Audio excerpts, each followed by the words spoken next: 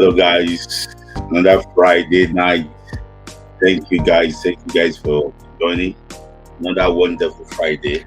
Thank you, guys. My regular family. Thank you, guys, for actually joining. I really appreciate all of you in this journey. You're amazing. Thank you, guys, for joining.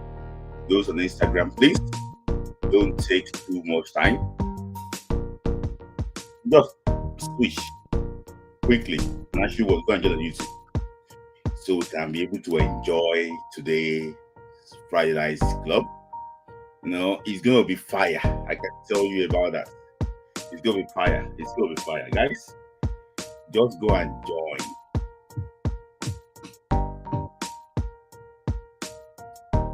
So go and join. I will lower the music very soon. Don't worry. See welcome everybody. Just tell where you're joining from, so we can be able to greet you, hail you. Thank you. Let me know where you're joining from. So I can be able to hail you. I have my special this thing here too. So guys, we are here again. There's a super chat there too. And also drop it.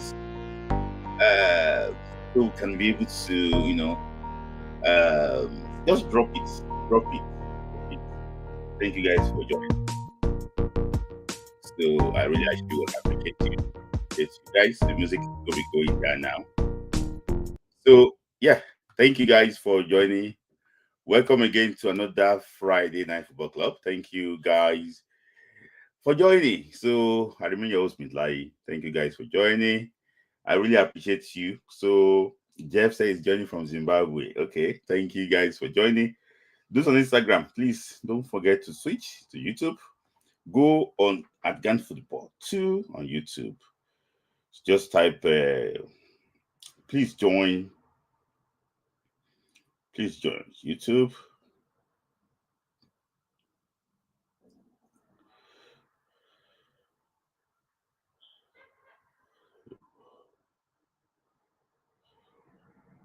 Please join YouTube at Gant Football on YouTube at Gant Football. Okay, if I'm from Alberta, so thank you. Oh, watching from Toronto. How is Toronto today? Thank you for sure joining. Don't forget to join on YouTube, where we dissect everything.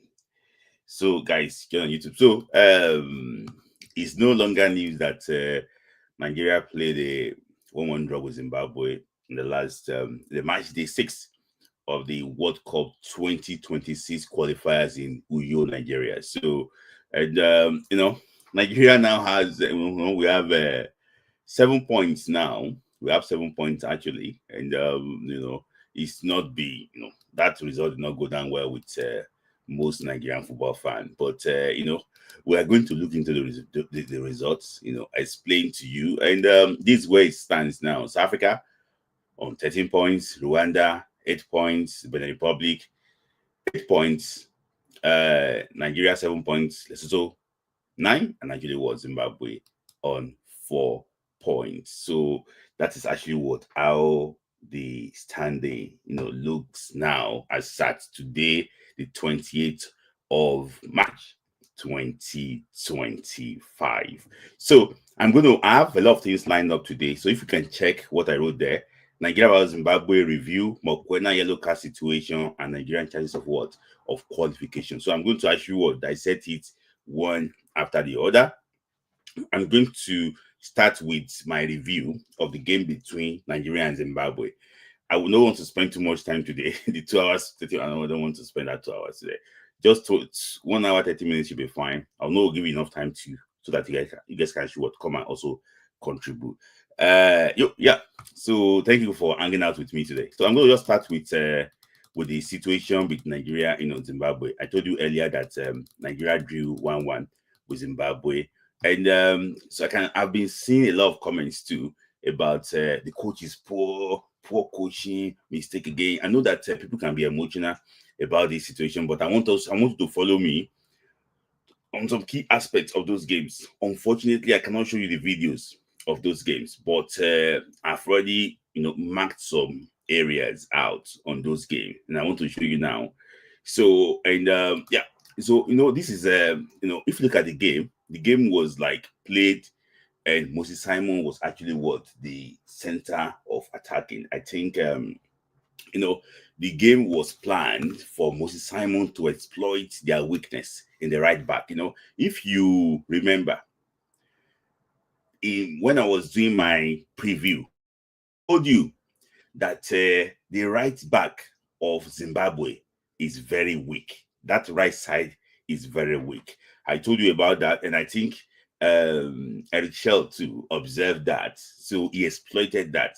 If you see the if you see the screen directly there, you realize that after only 2 minutes, Alex Iwobi was looking for what, for Simon down that right hand side. So as early as possible, Nigeria made their intention known. So they want to exploit the spaces between what? Between the right back and the right center back. And you can see clearly that in the first instance, after the second minute, they exploited it straight away. So that was Alex Iwobi looking for Moses Simon. So the same thing too, after a couple of minutes, you can see exactly Alex Iwobi looked for a way to get the ball to Moses Simon, and Moses Simon is now one-on-one. So this is a strategy. When we are defending, the four midfielders we come we talking in the midfield, but when we are attacking, they spread out. You can see that immediately, if you look at the first slide here, immediately Alex Iwobi handles the ball, Simon was running into the left hand side because Chukwueze too, it's not your picture here, it was moving to the right.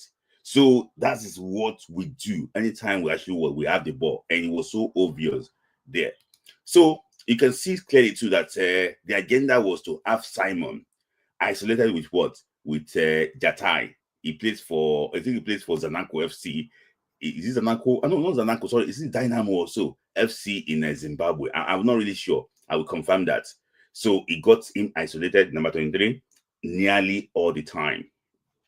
So, and you can see clearly here too that immediately Alex Iwobi gets the ball too, is looking for Moses Simon. He's looking for Moses Simon. And so that was the order of the day. That was the order of the day. When they actually were attacking, that was the order of the day. So, apart from the beautiful things that we did in that game, that I really actually would admire the coach. I've never seen a Nigerian team creates opportunities begging to be, opportunities that are begging to just enter the net. It's been a long time I see a Nigerian team actually play like that. But with all those strengths, with all those positives too, there's also weaknesses too. The midfielders are not pushing pressure. They're not putting pressure on the ball. So, if you are playing eye line, and your midfielders are not putting pressure on the ball, you are waiting for disaster. That was what you saw actually what happened in this picture here. There was no pressure on the ball. So Mutnesi was allowed to look for what? To look for, I think it was maybe not Dube, the striker. I remember now. I think probably it was I think it was this I remember his name now. There was a Zimbabwean striker. So when you don't put pressure on the ball, you are waiting for disaster. So that was what happens there. The difference between Zimbabwe and Rwanda was because Rwanda, what's it called? In the game against Rwanda, we were playing against midfielders that are not really good on the ball. They don't really know how to, but Mutnesi plays for Wolverhampton Wanderers in the English Premier League. So there is no big difference. Musonda, thank you. There was no big difference between their midfield and our midfield. To be honest with you, there was no big difference, but there was a big difference between Rwanda midfield and our midfield. So they could not threaten us. So there was no big difference, and we gave them chance to actually to pick their spots, and it was nearly cost Nigeria the first, I drew the first blow. Secondly, again, is this. You can see I circled the four guys that was meant to be tracking back because they are not natural midfielders. Most of them are wingers, they are wide players, they are wingers, they are forward, the wide forward and everything. They are not natural midfielders. You can see. And that thing again, there was no pressure on the ball. So they allow Mutnesi again to pass the ball freely in the box in this thing. So I think, it's not. I'm not here to support Eric Shell, but I think that he doesn't have the player that he wants. So in that midfield area, forward line, fantastic, but he does not have the player that he actually wants. So you cannot expect Lookman to have that positional awareness. You cannot expect Alex Iwobi to have the same positional awareness. Samuel Chukwueze too. You cannot expect him to sense danger that Mutinesi is already having the ball. So this is another thing that is advantage about, so we're playing these guys out of position. But to be honest with you, a Kaneshukwu Emeka, a Leslie Ogechukwu, a Tino Anjorin might do a better job here, and they will still give you options attacking. A Dele Bashiru might give you options to attacking and do a better job. So, but unfortunately, they are not on our radar now. So I'm just waiting for this team to gel together very well. We might probably be unstoppable. So the idea is there. I'll tell you about that. So apart from on-field chances we missed, the mistakes too in our in our midfield. This was not offside. So Alex Iwobi picks the ball up, but I don't know how they said this was Victor Osimhen was offside. I don't know how they picked that Victor Osimhen was actually offside. That's why VAR will be very important in this. Even the line wasn't even straight enough. But there's no way you can say Victor Osimhen, the guy second in blue, is offside here. So I think officiating too is another big problem in these type of games. So we need to make sure that we complain about all these things. Officiating, there might not be any obvious and big error, but all those small mistakes, all those small errors in these games, all those small decisions in this game really affected us and momentum in this game. Because all those 50-50, if you give Nigeria most of those 50-50, will have maybe punished Zimbabwe even probably earlier. But so this was an opportunity again from somewhere. I told you that Simon was at the center of everything that Nigeria actually did. But that was Samuel Chukwueze shot. But in my own opinion, this type of opportunity missed by Chukwueze is unpardonable. For a player that plays for AC Milan, a player that plays in Champions League on a regular basis, I think is unpardonable, in my own opinion. When you think you have players play for top clubs and opportunities like this, you are free in the box. It came to your left foot and you cannot hit the target. Come on. That is really unpardonable. That's why we talked about, apart from playing for big clubs, apart from saying that you have these big deals and everything, you must also be able to actually have the art to deliver for this country. Because if your score, I will talk about a player that scored this evening later when I actually when I discuss more. Guys, as you are joining, please like the video. We are about 80 people watching this live now. I only have 17 likes. Please like the video, or else I'm going to just end it live now, because there's a lot of things to explain to you this night too. So Simon passed the ball to Chukwueze. This should be a goal.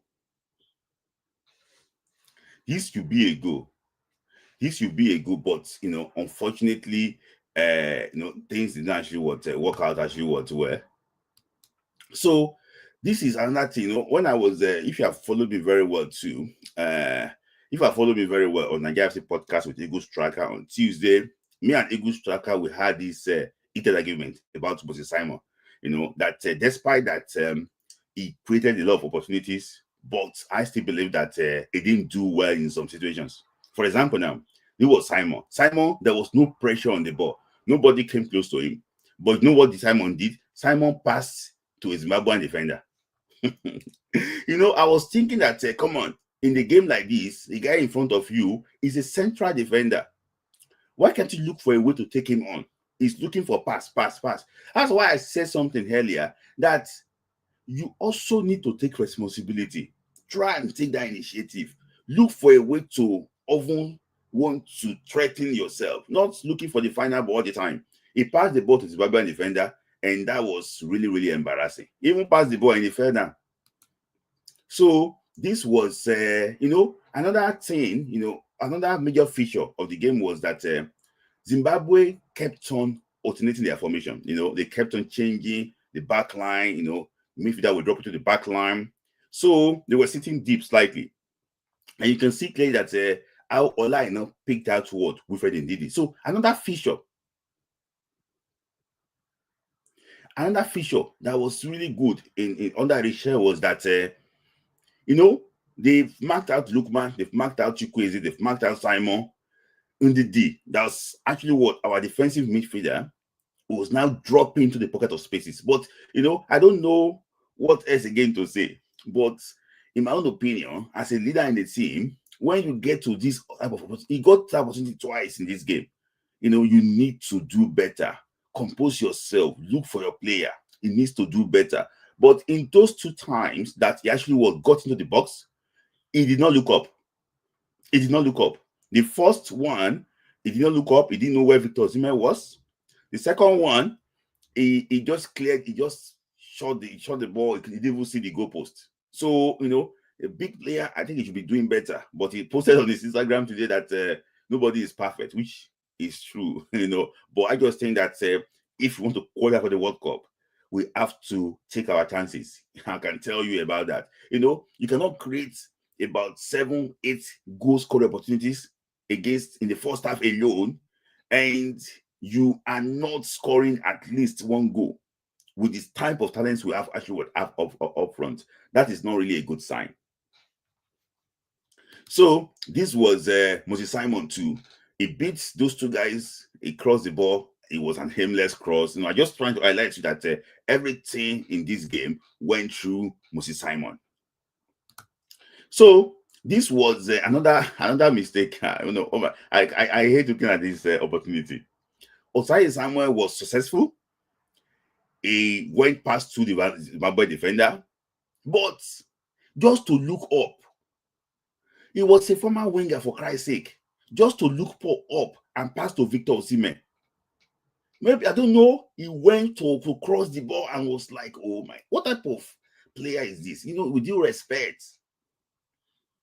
Victor Osimhen was there waiting for just to tap the ball in.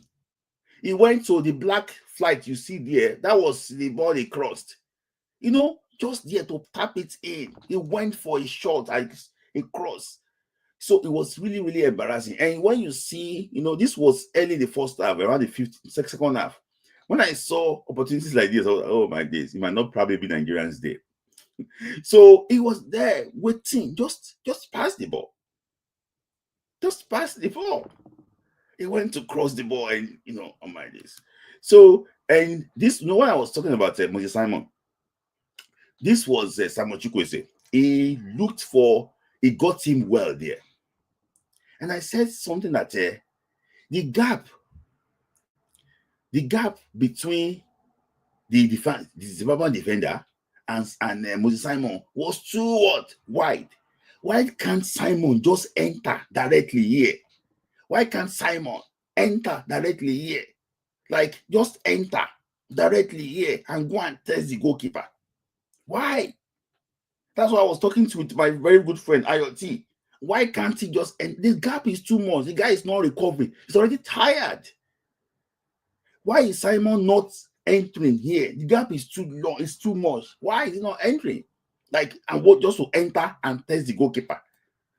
That's why I said that we just have players. That's why, with due respect, some of these guys will just play in an average team for the rest of their career. Because they are not showing like they can be a difference maker. They cannot make difference. They cannot make difference. Like, we cannot give Vinicius Junior this opportunity. It will look for a way to punish them. You cannot give, I don't know, maybe Cody Gakpo, this guy, what's it, Cody Gakpo, or this boy, what's his name? Is it Luis Diaz? You can't give them opportunities like this. You are in trouble. The guy could not even recover. You know what happened there? Simon waited for this guy to recover. And he was trying to, he waited for this guy to recover. Diaz of Liverpool, thank you. You cannot leave them with this opportunity. with due respect, if you give Victor Moses this opportunity, you are in trouble. For me, self, even if it's Lookman as having this opportunity, you are in trouble. You are in trouble. That's why I fault him for not playing Lookman this area. Though Lookman cannot dribble like Simon, but there's some these are type of situations like this that you expect Lookman to look and bury. You know, that was what he waited for the guy to recover and the opportunity gone. Osazi, thank you. Osazi Odewinge, John Utaka, thank you. You cannot want to say you are better than the previous guys. Hey, you look at it. He waited for the guy to recover, and that was everything. So that's why some of these guys will just be playing for a lowly club for the rest of their career because of things like this. You must be able to change things too. He was doing the same thing over and over for 90 minutes. So opportunity for Alex Iwobi, in my own opinion, I think I'm trying to even give up on Alex Iwobi now. I'm trying to give up now on Alex Iwobi. For a player with like 85, 86 caps for Nigeria, I don't know again. He cannot sort out his leg. In this situation, he cannot sort out his leg. He lost that opportunity. Nobody was marking him. So that's why when people come about and blame coach, the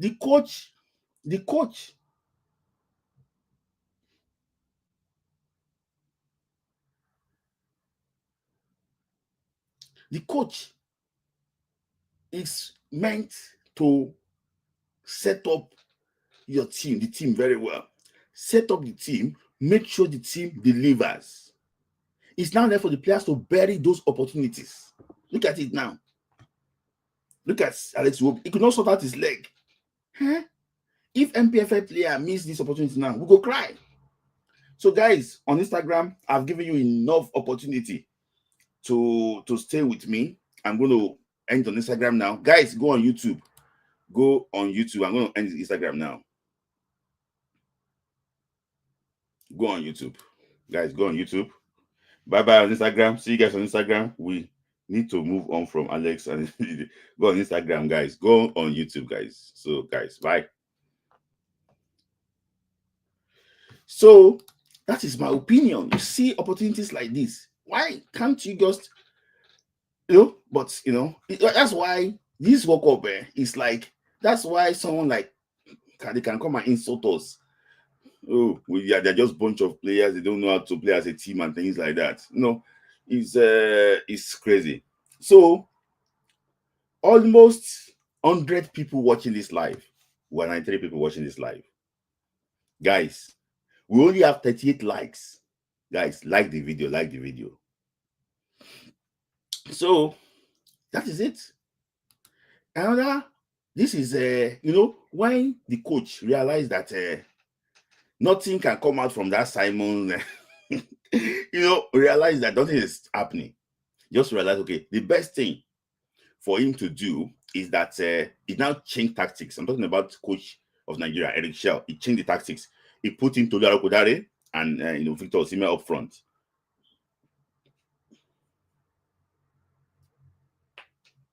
So another thing is this.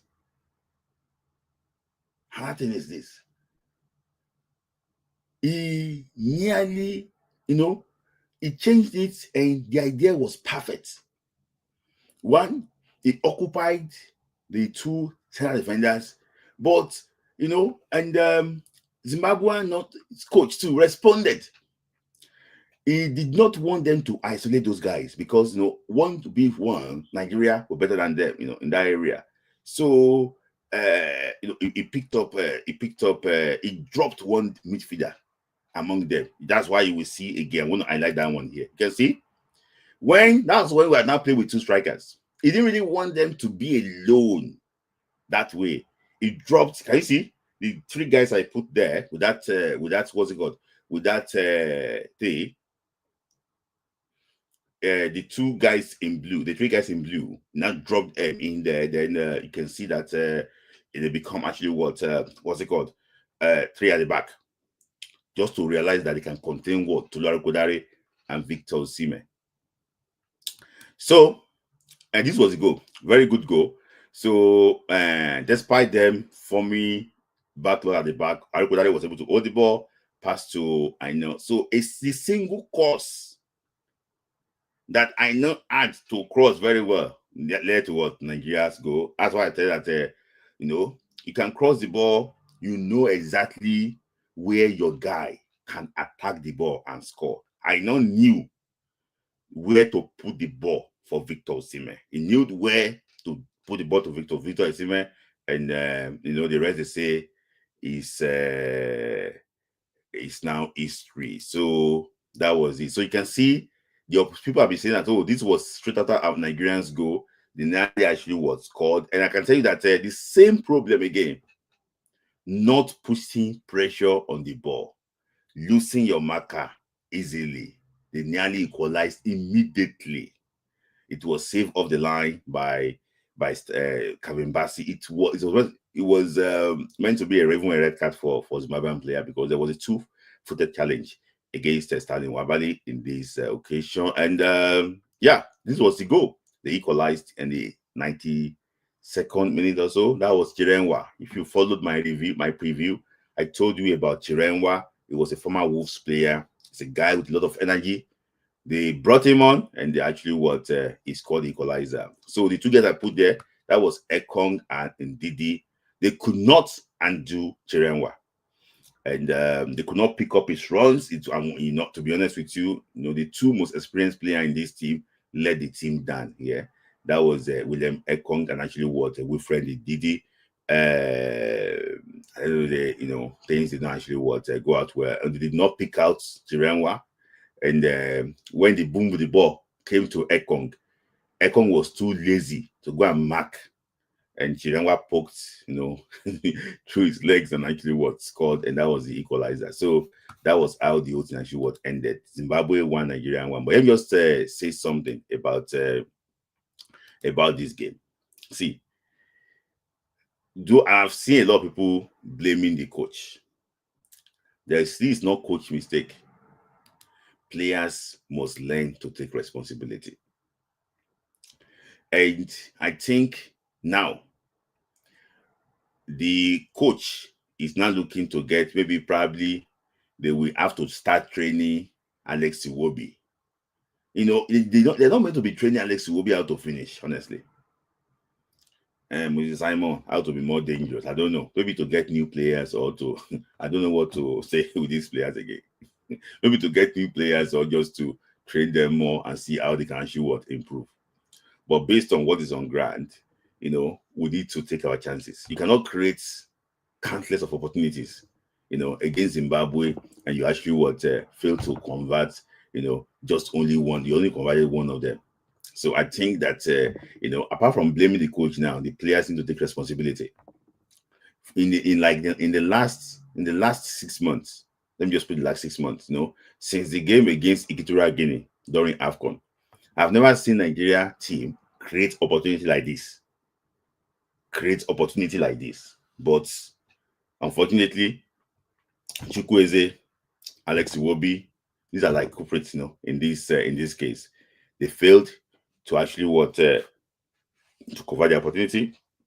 That's the reason why we are currently in this situation. So that is that about my own tactical analysis of the game between Nigeria and Zimbabwe. So, and it ended 1-1. So what did I think it should do better next time? For me, I think that in the first half, the team played with high intensity. But when you are playing in this weather condition, you cannot sustain that intensity for 90 minutes. To be honest with you. So you need fresh legs to be able to come on. And sometimes too, if the players are younger, they will have been able to meet up with all these things. But with due respect, Ekong and Urhodidi, they're already on the other side, of their age. They're already on the other side. I don't want to mention too much. So they're already getting older. So I think the legs were gone after 80 minutes. The legs were gone after 80 minutes. And I just think that they will have refreshed the team slightly. But all in all, I think he knew that goals difference will be very important in this qualifier, and I will tell you the reason why. But because you have to get the point first before goals difference, so he made that mistake there. In my own opinion, he made that mistake there. But in terms of giving a team ingredients to win a game, I can tell you that Eric Shell did it well, and I can see this team, if he could get about 3 midfielders and 1 good winger, a right winger to this team might be African champions in December and even qualify for the World Cup. So I see future in this team and know that it's gonna surprise a lot of people. We just need to take our chances and actually convert it. It needs a striker. I will tell you the reason why. It needs a striker.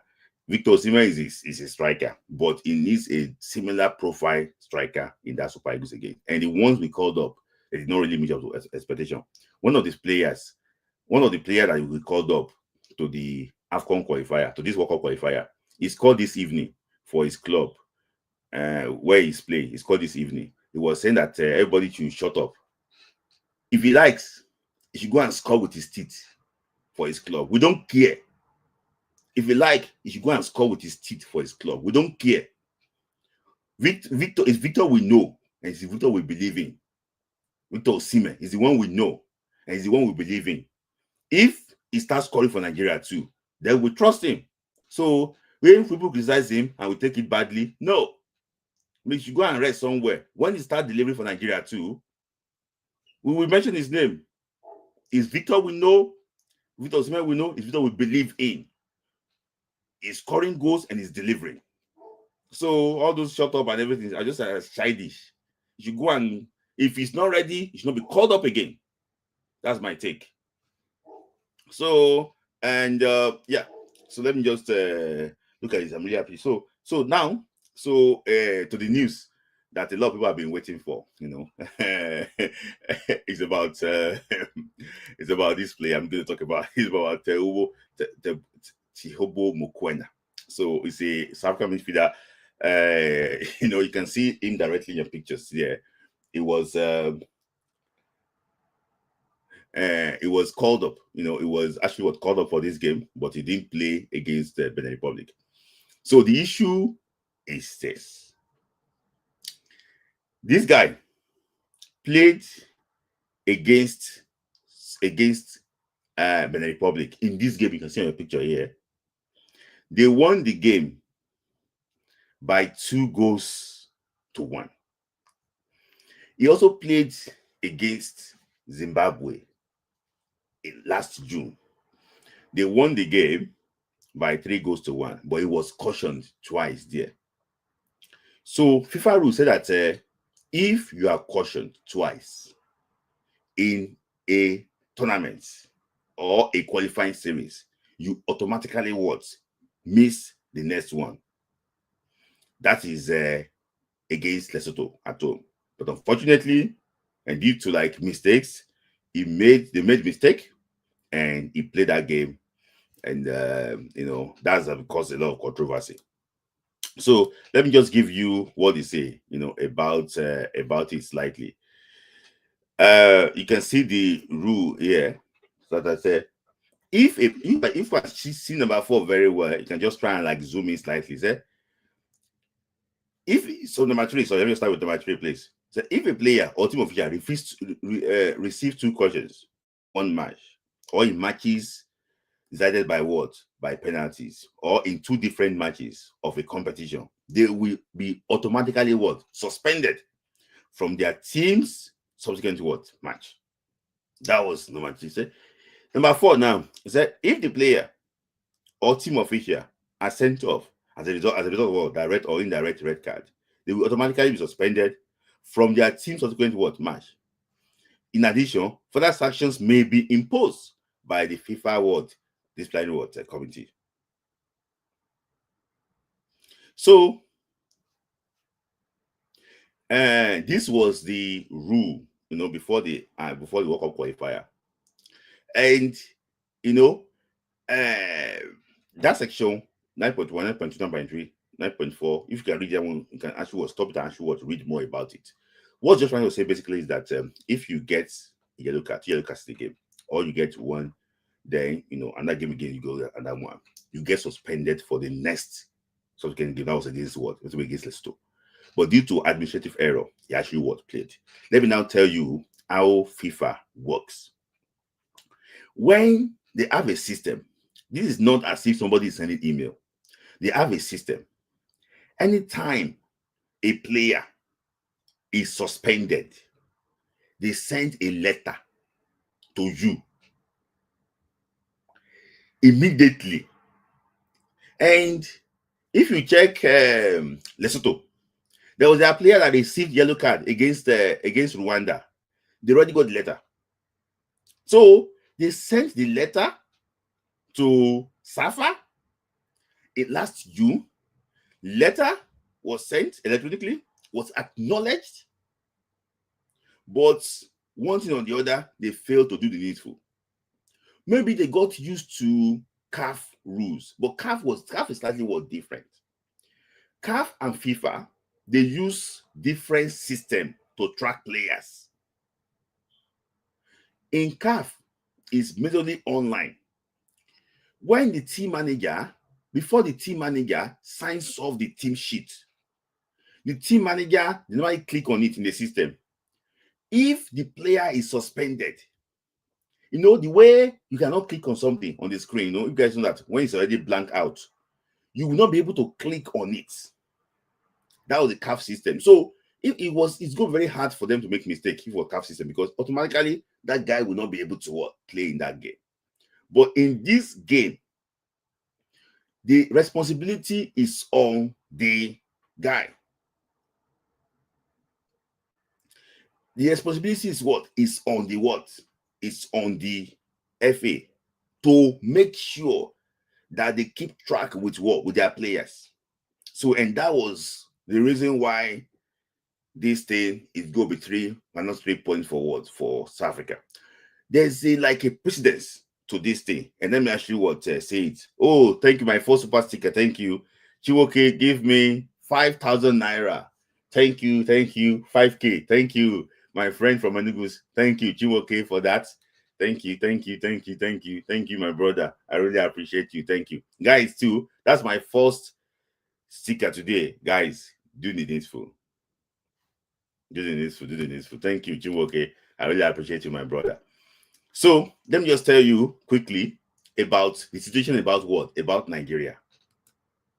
So this was the conversation that happened when Nigeria got suspended. So maybe I should remove this part. Okay. He said, Abdullahi Shehu got yellow card right from the first. Can you see? The time Shehu got yellow card was not even in the qualifying series. This was what? Preliminary round. The qualifiers against what? Against Swaziland. He said, when the draws for the group stage were made, technical staff assumed that the card from the preliminary will have been wiped out. They didn't know the proper records. So indeed, throughout the qualifying series, Abdullahi has never been be cautioned. So yellow cards. So I'm just trying to read because the logo is covering the other part. So yellow cards, even by the match documents, such as when he will play against Cameroon, Mikel, Moses, and Balogun were all on notice and they were on yellow cards. And so there was even a meeting before the game how to make their yellow cards. So how to make their yellow cards so that's not to miss a decisive next match. But Abdullahi Shehu was never in the mix. The reason why it was never there was because was a long time. Abdullahi got yellow card from the from the penultimate match against Zambia, which is 2 years. Can you see? 2 years since the first match where he got the first yellow card. Can you see? 2 years because he got the first yellow card. Note, we played preliminary round. This was the response by Shehu Diko, when he was suspended. So he was just trying to explain the whole thing. Against Swaziland in November 2015 under coach Olise, and played the Zambian match in November 2017. Can you see? 2 years. The FIFA sent notice after the match against Zambia that Shehu is suspended for Algeria match, but sent the email directly to the technical officer in charge, whom incidentally was hospitalized at that period with a serious heart problem. So was not on emails and couldn't have seen it. That was what they said. We don't know, maybe that was lie, but that was what they said. So on match day against Algeria, neither the match commissioner was aware, nor the away team and Abdullahi played the match without any protest. Can you see? Without any protest from either side. Nobody protested. When people say, oh, the system will do that protest. No. This was done without what? No protest from either side. So Algeria never protested. As they too were actually are not aware, but FIFA sent NFF a query to ask why the player played. NFF duly responded with proofs that the notice was sent to an email account of a technical staff that was hospitalized with proofs. The NFF, the FIFA, despite that they showed the man's picture and everything, and the man is seriously sick, the FIFA Disciplinary Committee met and decided, since previous email has been sent to the same account and were not actually taken, so were taken to the notice is valid and such as Nigeria. That's it.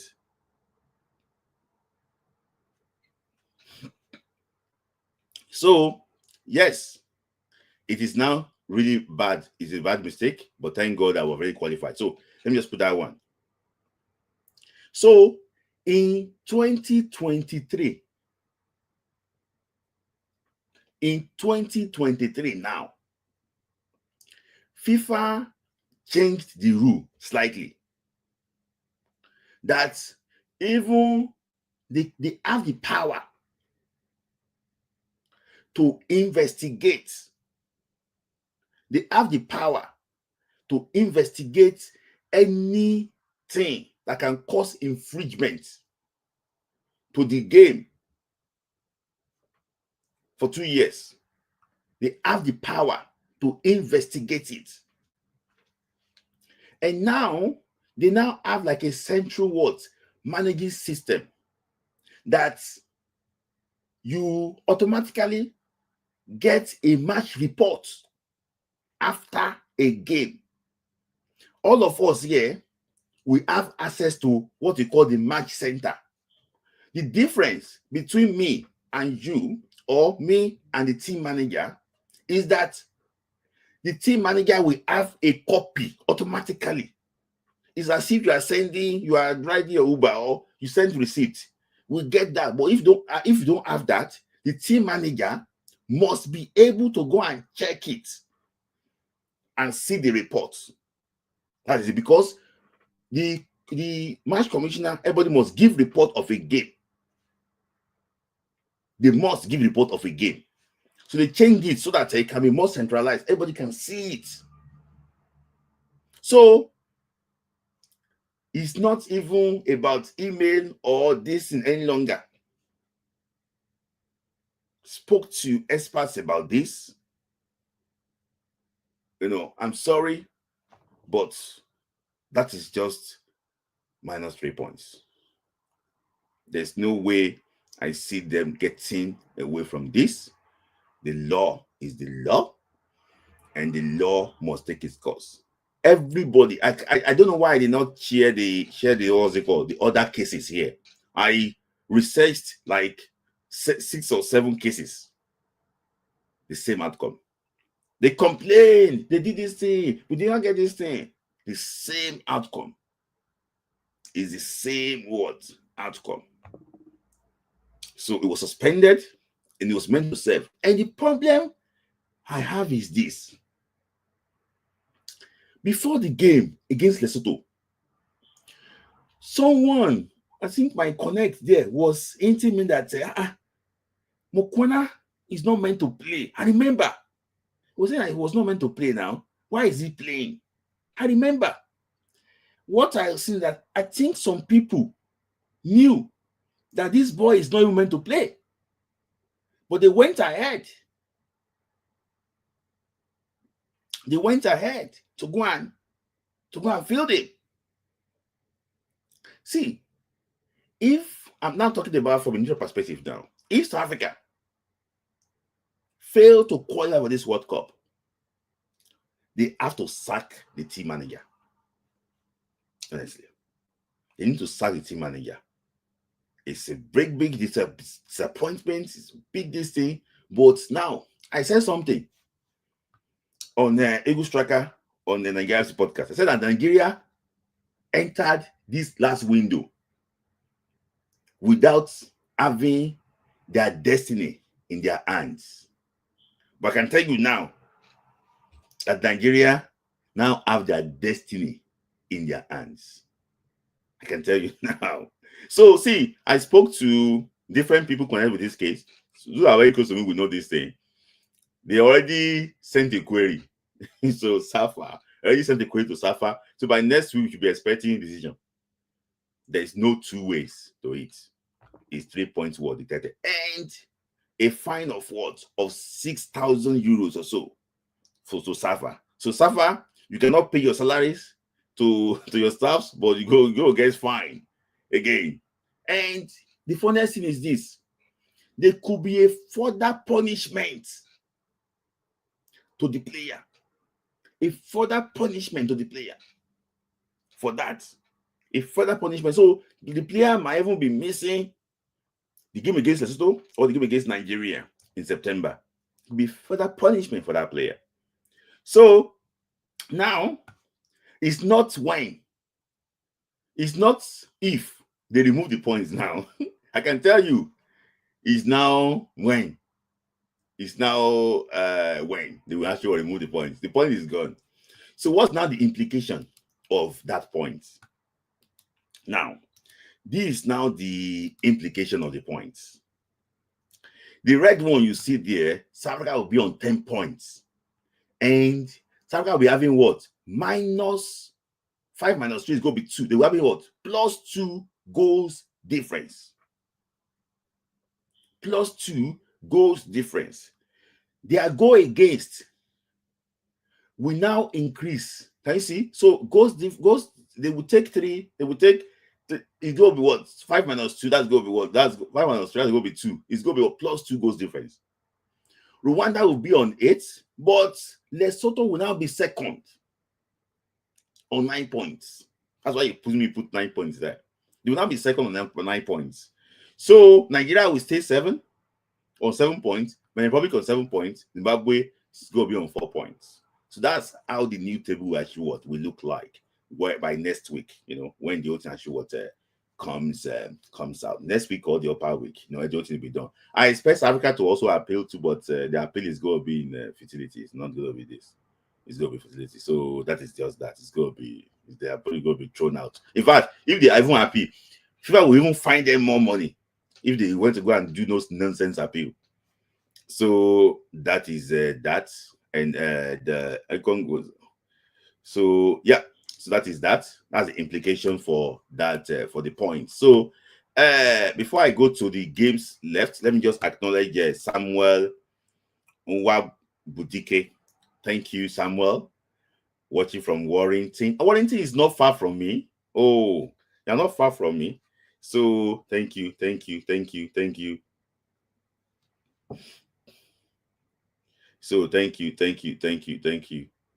Oh, sorry, let me go back again. Thank you.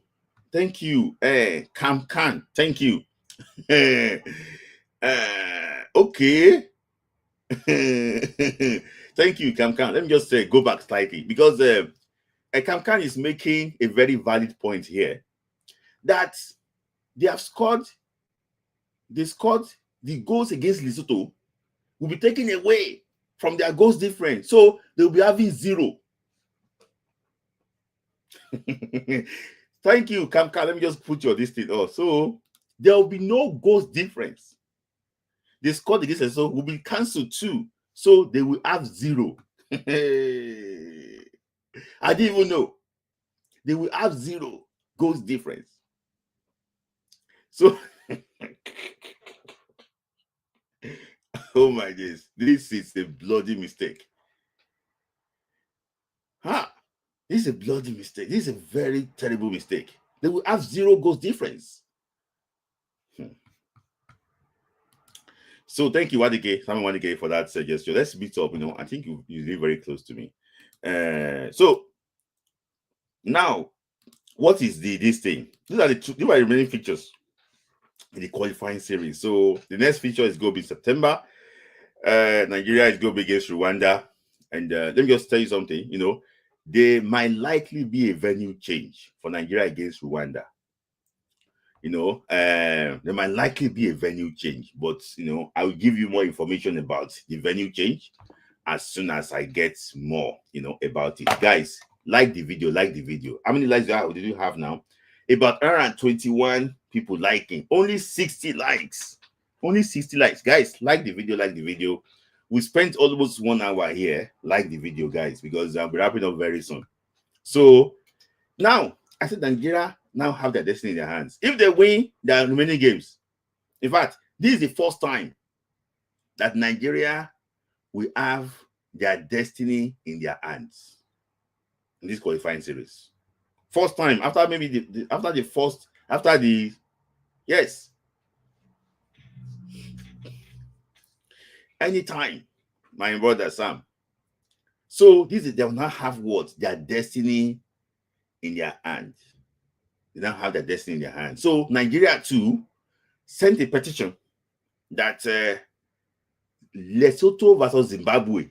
So Lesotho versus South Africa. The game you see here should not be played in South Africa. So that was a petition sent to by the NFF, I can tell you, but we'll wait and see. Yes, we have done that one, Sport Grinder. They have changed they have petitioned FIFA already. So they will change, we see exactly what will come out of the petition. So if Nigeria, people are saying that Nigeria need to beat South Africa by 2 goals. If Nigeria beats South Africa by just 1 goal, Nigeria will be ahead of them plus 2 goals difference. So this is the first time Nigeria will have their destiny in their hands. And I said that it's like, I don't know why these people keep on getting opportunities all the time. I don't know the reason why. I don't know the reason why. Maybe just need to change their way. South Africa are 4 people. How did they make mistake? How did they do that? How did they make the mistake? How? Like, South Africa is very organized. How did they make the mistake? How did they do that?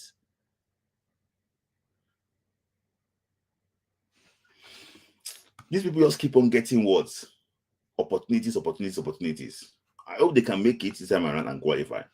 So now, people have been asking me questions that even Nigeria self, playoff. What? And Nigeria cannot go to playoff. Let me tell you something. What you don't know is this. Let me just explain some few things to you. This group, you see on the screen here, this group is meant to be 6 teams. This is Group E. It's meant to be. I'm going to post the link now very soon because time is already fast spent. I'm going to post the link very soon because I don't think I have that thing coming up again. So up to the analysis, my throat is already getting dry too. So I'm going to post the link that you guys can actually join. The link is already there. Please.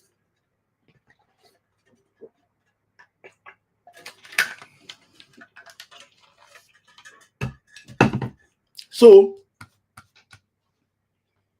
this group meant to be 6 teams. Eritrea said that they are not playing this qualifier. There's no way they can qualify, so they are not spending money. And the government has scared that the Eritrean players will run away, so they did not participate in this tournament.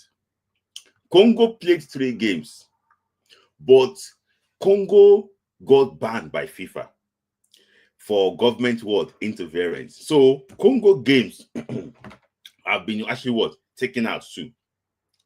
So now we have only 4 teams in this group: Morocco, Niger, Tanzania, and Zambia. Morocco, Niger, Tanzania, and actually what? And Zambia. These are the teams we have now in this group. And the reason why I'm picking this group is this. For example, now Niger is on 6 points. They are meant to play more games, but because there's only 4 teams now, it's going to be unfair that they have only 6 points and people are having 15 points. So they are not actually what they know. So FIFA, according to their rules, they take what? They take the points away. So they take the points away from them. So they now calculate, they take this is what they do now. They take the last 2 teams' points away from the runner-up. Now they calculate it again to see exactly who is the best placed team. So now this is the best placed team. So now what I did was that I recalculated everything about the best placed team, and this is now how it looks like. Gabon, if you take the 2 whipping results out of Gabon results, they'll be having 9 points. I'm using it based on the standing. So Cameroon will be having what? 8 points. Senegal, 6 points. Namibia, 3 points. Comoros, 3 points. That's why having 12 before is 3 points. Mozambique, 6 points. Burkina Faso, 4 points. Rwanda, 7 points. And Niger will be what? Will be 3 points. So as it stands now, if you want to calculate it now, Gabon, Cameroon, Rwanda, and Senegal will qualify for the playoff based on what as at now.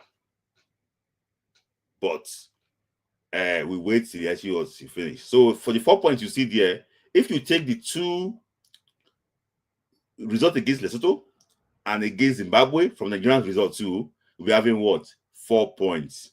So the qualifying, the last, like Senegal 6 points, we have 4 points. So if we didn't win the group, which I think we're going to win the group, the also what? We can still achieve what? Second place, which I think that is actually what? Very possible. Very possible. So there's still hope. But these guys need to change their ways and start actually getting opportunities. We'll not shut up. We'll not shut up until you deliver for Nigeria. That's when we'll not shut up. We'll keep on talking until you actually you deliver for Nigeria. So that is that, guys. I have 2 people waiting to contribute. Very good friend IoT and also Sam. I've never seen Sam before, but we see. I hope you're not coming from the NFF, but we see maybe he's coming. So IoT, thank you for actually for joining this wonderful Friday evening, and also to Sam, I'm bringing you directly too. So, guys, IoT, you want to say a few things? Yeah. Good evening. Good evening. I came to tackle you small. Okay, I'm here for you. I think you're being too what's the word that I will use?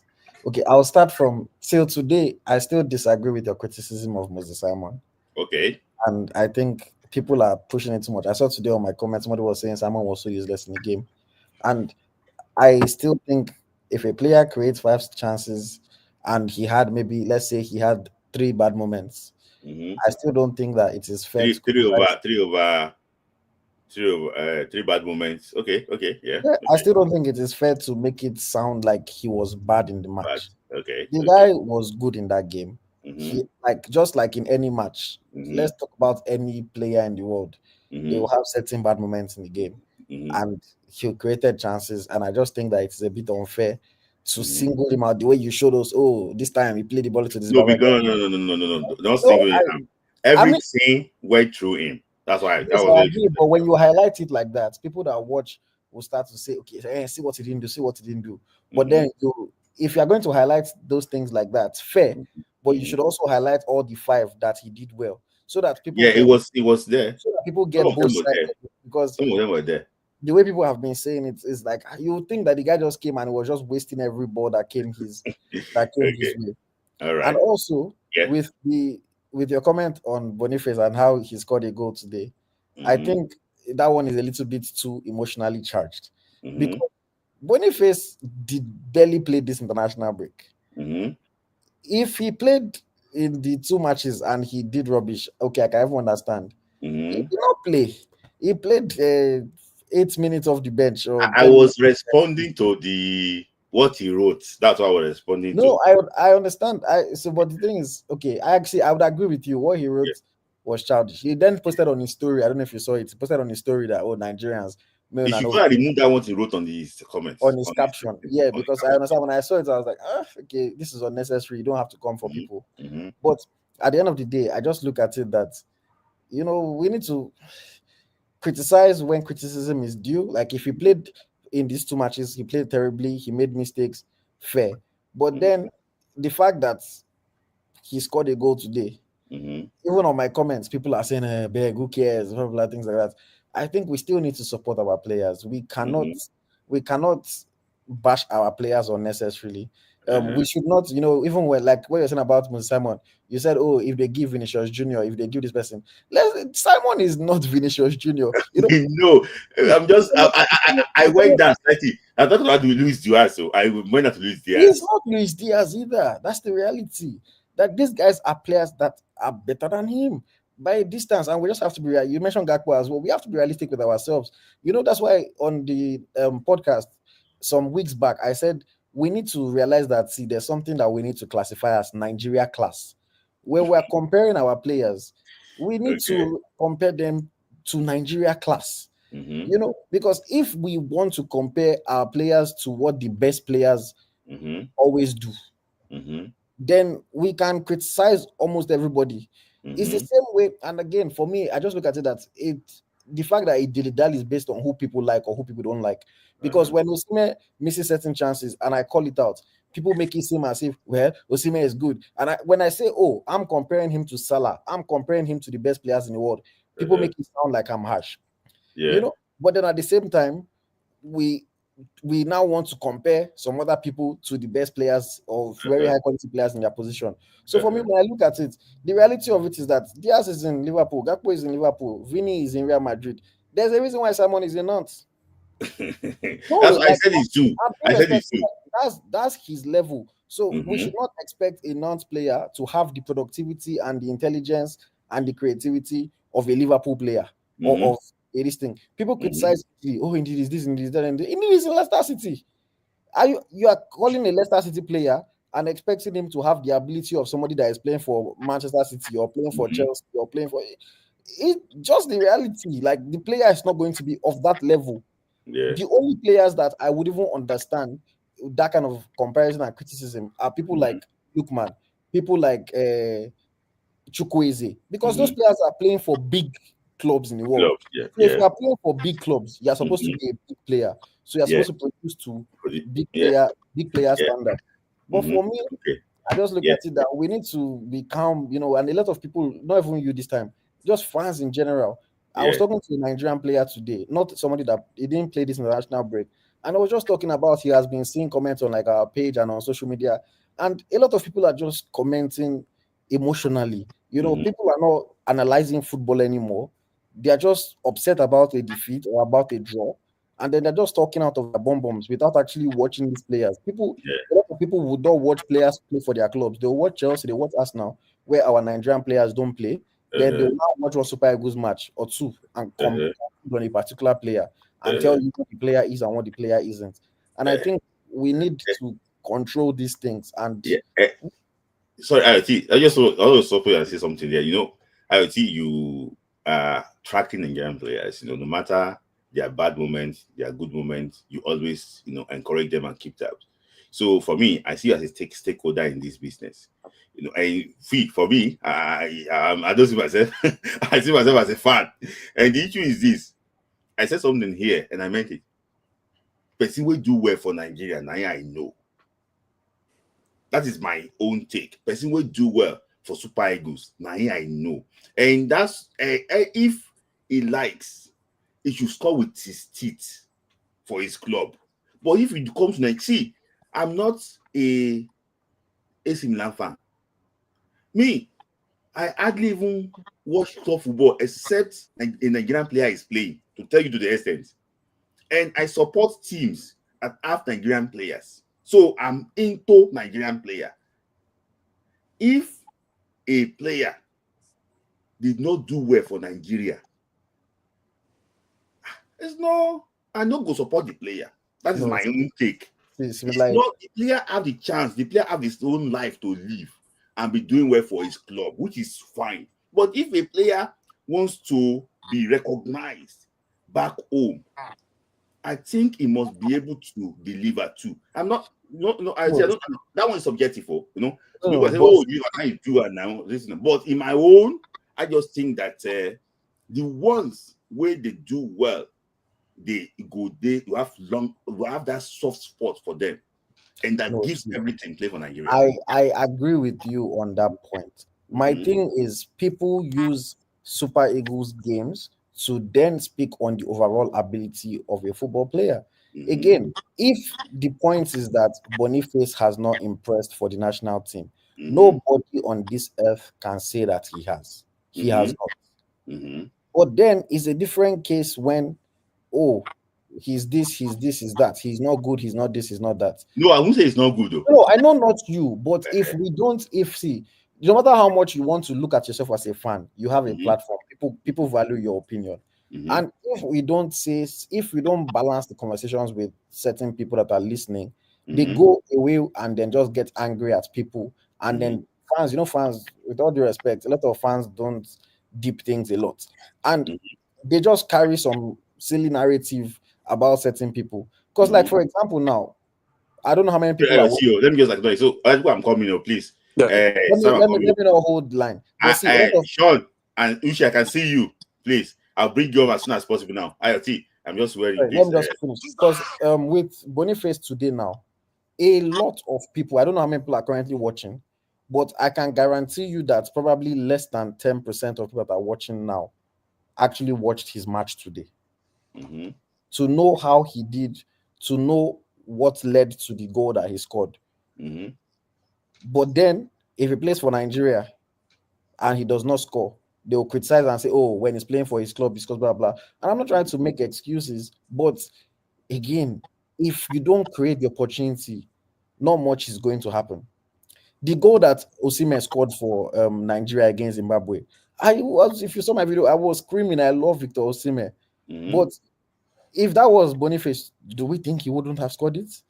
If that was Awoniyi, Do you think we don't know? Maybe it's even though I mean, we are nobody can say with 100% say, certainty, but nobody can say. it was an easy goal. Eh? But it was No, an no, easy. no. Will The he be in ball that was right position? there. Will he be in that position? We don't. We don't know. It was in that position. It was in that position today that he scored. So what I'm saying is that we should not speak based on assumptions of anything in general. That's what I'm saying. We need to speak based on what we know. And again, that's what I'm saying. When he has played for Nigeria, he has not had some see again. We know with strikers, it happens. Sometimes you need the ball to roll in your favor, one good thing to happen, and then good things continue happening. Somebody here is saying, "Oh, if I say I has collected money now," again, I don't know why I see those kind of. Who said that? No, I mean, I don't know. People are very ignorant sometimes because not everybody is going to have your opinion. Not every. I'm not. I won't vex at people like that. I just think that person is silly, But again, for me, I look at different players, whether it be Simon, whether it be Ndidi, whether it be Iwobi. You spoke about Iwobi as well today. I just think that sometimes we're a bit too emotionally charged with our opinions on these players. Yeah. Okay. Thank you, IoT. So let me just go to Sam quickly. IoT. Okay, I think the Temitope is actually was even waiting. I have a lot of people actually were waiting. So IoT. Okay, let me keep IoT here, but let me just go to Sam. Sam, let me hello. Hear from you. Hi, Sweet Lie. How are you? I'm all right, Sam. Thanks for joining. Yeah, I hope you're not from the NFL, bro, because I can I'm see not an NFF official. But I've been watching your programs alongside IoT, especially during the AFCON. And IoT, I must give you thumbs up for your analysis during the AFCON and all. And I totally get where were from. But Boniface, when Osimhen was injured, he didn't step up. If you remember the qualifiers we had, he didn't step up. So you saying he didn't have the chance, or he didn't have the chance during this period when Osimhen was around, I don't think that's a very fair. He had, at least he played few games against, I think, under Eguavoen and Finit George. He played and he didn't perform. So we have to criticize him. If you look at the Egyptian team that won 06, 08, 010, many of their players were not playing in Europe. Many of their players were from Al Ahly, Ismail, and all of that. But they played very. There's nothing like you need when you called up to the national team. You need to play well. You need to perform, especially if you're given the chance, because that propels you to the outside world. So yes, people might be saying he's playing well in Bayern Leverkusen, the system and all of that. But when he's in Nigeria, he's not performed. Can I say something? Yeah. No. I want to respond to Sam because he commented something directed at me. No, I didn't. I was trying to extrapolate what you said during this conversation. But what you're saying is not. I don't think it correlates directly with what I was saying. Because again, I'll keep it quick. See, first thing is that you think he didn't perform in the past, so we're criticizing him now. I don't see how that adds up. I'm not. No. But you said when he played, he didn't perform. So you said we are criticizing him now because he didn't even play this period. No, I'm not. I'm saying that I do not understand the criticism as of now. The criticism has been building up. But why? I see again. I understand that there's frustration over time, but why is the frustration coming out in a time that the person does not play? It's like if you were doing a job for me, you messed up the job in the past. This time, I hired a whole different person to do the job, but I'm saying Sam is bad. Like, why is Sam coming? See, there's IoT. Let's be very frank. There's a bit of bias. Yes, he didn't play this period. We shouldn't criticize him, but I think it's been building up and he's not covered himself in glory, especially with what he's put up. But I would also say, even the times that he has played well, people still criticized him simply for the fact that he when has he played well? Rwanda, he played well. I think he did. But did we win? Did he score? That's what I'm saying. Everything comes down to did he score? And again, the reality of it is a striker. I agree, but football is not all about if you score, you played well. If you didn't score, you didn't play well. Smith, I'm sure you know this. Somebody can have a good game and not score. Somebody can have a bad game and score. So IoT, if a striker is having a good... Give me 1 sec. So we get actually referring to IoT. I said the 2-1 defeat in November. He played well. I think he did, yes. See, yes, IoT, if a striker is playing very well, he IoT for his teammates. I think he played well. IoT, if a striker is playing... Somebody is saying, when has he ever played well? Saudi Arabia, I think he played well. Wait, IoT, if a striker is playing very well... Sorry, against what? I said Saudi, the draw that Uzoho made that error. I thought he did well in that game as well. He didn't score. The game he played well, I know. I remember, was against Sao Tome. Everybody played well against Sao Tome, so I but I'm saying even that Saudi, he didn't score. But for me, it's not IoT. If a striker is having a very good game, but he's not scoring, he can have a good game all season, but he doesn't score. Yeah, people will still criticize him. Yeah, but it does not mean that criticism is valid. To me, I have a lot of people actually waiting, but Sam, just make your contribution very fast. But what I would just say is, I think first and foremost, the coach is a very good coach. Yeah. I don't know why Nigerians are criticizing him and all of that. I think the guy is a very, very good coach. When we made that appointment, I was very happy. He's a very good coach. He's an African coach. I feel he can instill this. He's a very disciplined coach. I feel with all that has happened now, all that we think would happen with South Africa, that puts us in a better position. I don't want to hang my hat on that, but I just want to say what I've seen in these last 2 games, I think the coach is doing a good. And even if we don't qualify, if they give me winning the AFCON in December, I would grab that than even going for the World Cup, to be honest with you, because I think we've lost the plot in our first 2 games in this qualifying series. on that is the, and also, so before you go, Sam, let me just say something. Spoke to like a player, a senior member of that team. I'm not mentioning the person's name. The person that since he has been playing for national team for Super Eagles, so said that this manager, I'm not mentioning the person's name, so don't read my mind though. Say this manager is the best. Say he understands football more than any. Say he's so detailed. Say he just hopes that those mistakes against Zimbabwe will not happen again. Say he understands it more than anybody. We don't play on that. I'm not mentioning the person's name. Senior member of the team. So thank you, Sam. And I pray. I don't want. I hope this my words doesn't come back to bite me. But he also reminds me of Westerhoff. He's a very disciplined coach. He reminds me of Westerhoff. Very disciplined, even to the media. I hope you remember when Westerhoff came, he had issues with the media. And he went and they criticized his team. They went for him. They went for the jugular. But guess what? He qualified us and he won the Nations Cup. So I just pray and hope. I'll be following you guys. Thank you. Take care of yourself, Smith Line. Thank you. Thank you, sir. Cheers. Bye, guys. Where are you getting from? Where are you calling from? Where? I'm calling from Warrington, UK. Okay. Oh, you are the Sam. Oh, thank you. Thank you for my gift. Thank you. All right. See you. Take care, guys. Yeah, Warrington, the UK. So, let me just say from you. I have Sean Opie. I can see you here. Ushi, I can see you. And also, Tokwe, I can see you. I'll bring up. So, let me hear from Olajuwon. Let me hear from you. Good evening, Ayoti and Smith Lai. First off, let me start with this. Smith Lai, let's stay till 1 o'clock. As much as me, I want to pray this midnight. They are see, let me tell you something you and Ayoti don't know. They are watching the both of you. Your criticism about players, it helps them a lot. They are watching Ayoti. Everything. See, let me tell you, everything you used to say on this podcast, on this this show you lot do. They work on it, I'm telling you, 100%.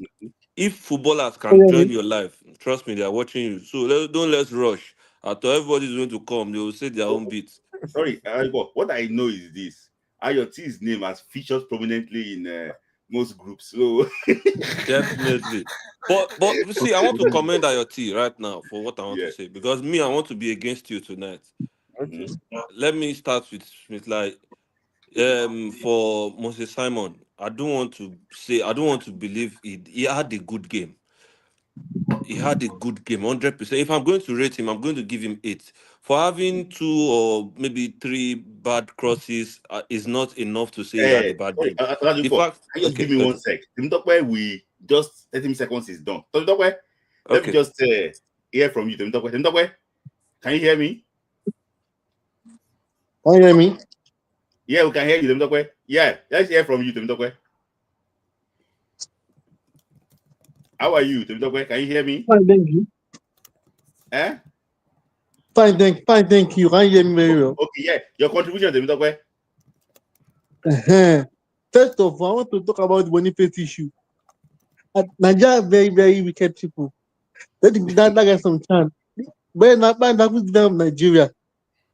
Different system for my life and Nigeria. Let's give us remind me of Oboki and Yakini. That time. If was going to go in Portugal, Yakini was going to go for Nigeria. But because Yakini was going for Nigeria, they did Boniface time to give time. Although it's meant to be time, but that time you give them time a bit. Secondly, Chile must get his team ready.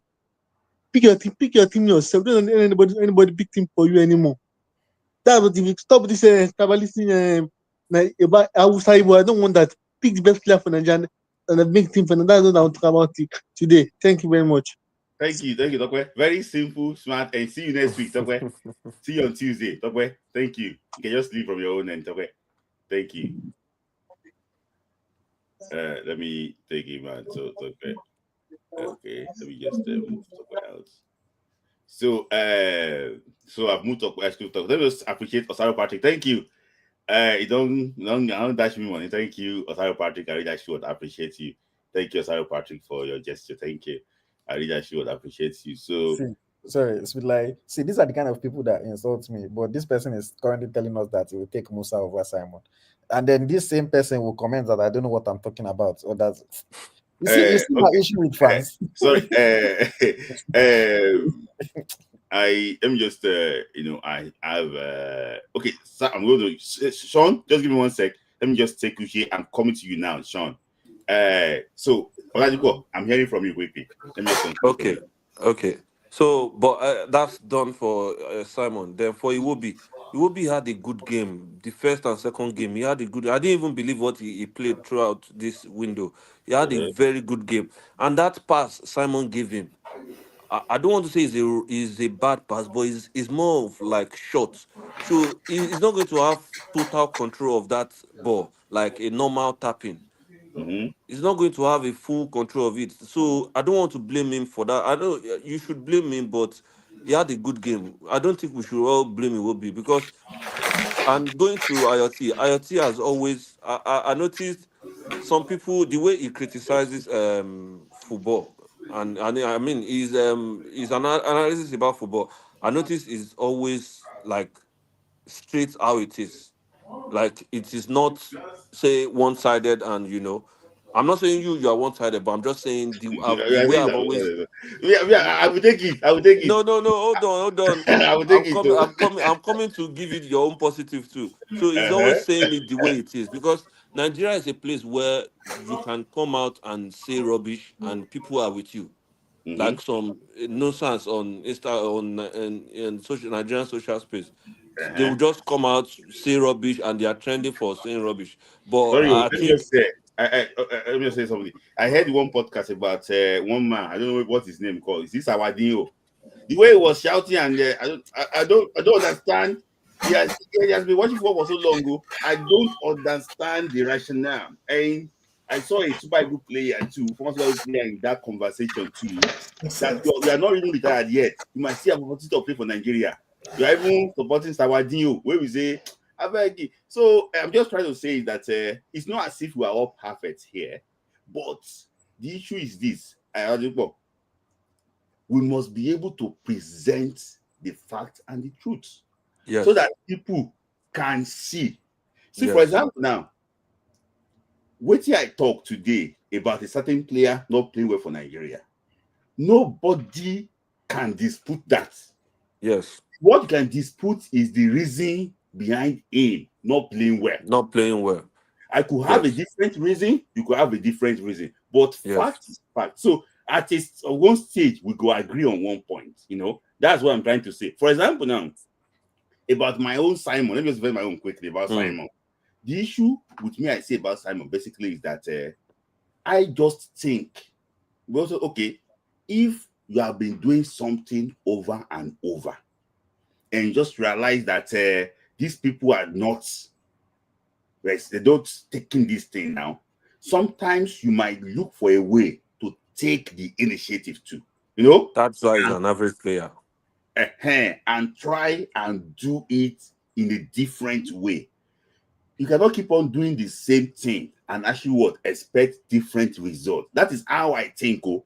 sometimes if you no go left, you might go right. Right. And you might see. For example, now there was one I said, and I was so particular about that. I want to show you. It's not as if say I have anything about it. It's a fantastic personality I've met before. Good guy, humble. This one I'm talking about is that he waited for this boy to come and close him back. He waited. He waited. I was thinking that the guy was so tired. He was on one leg. He waited for him to come. I was like, why can't you just seize the space, look for a way to test the goalkeeper? It might be different. That's an opportunity for him to do that. It's not as if I say it's bad. It's just that do things differently.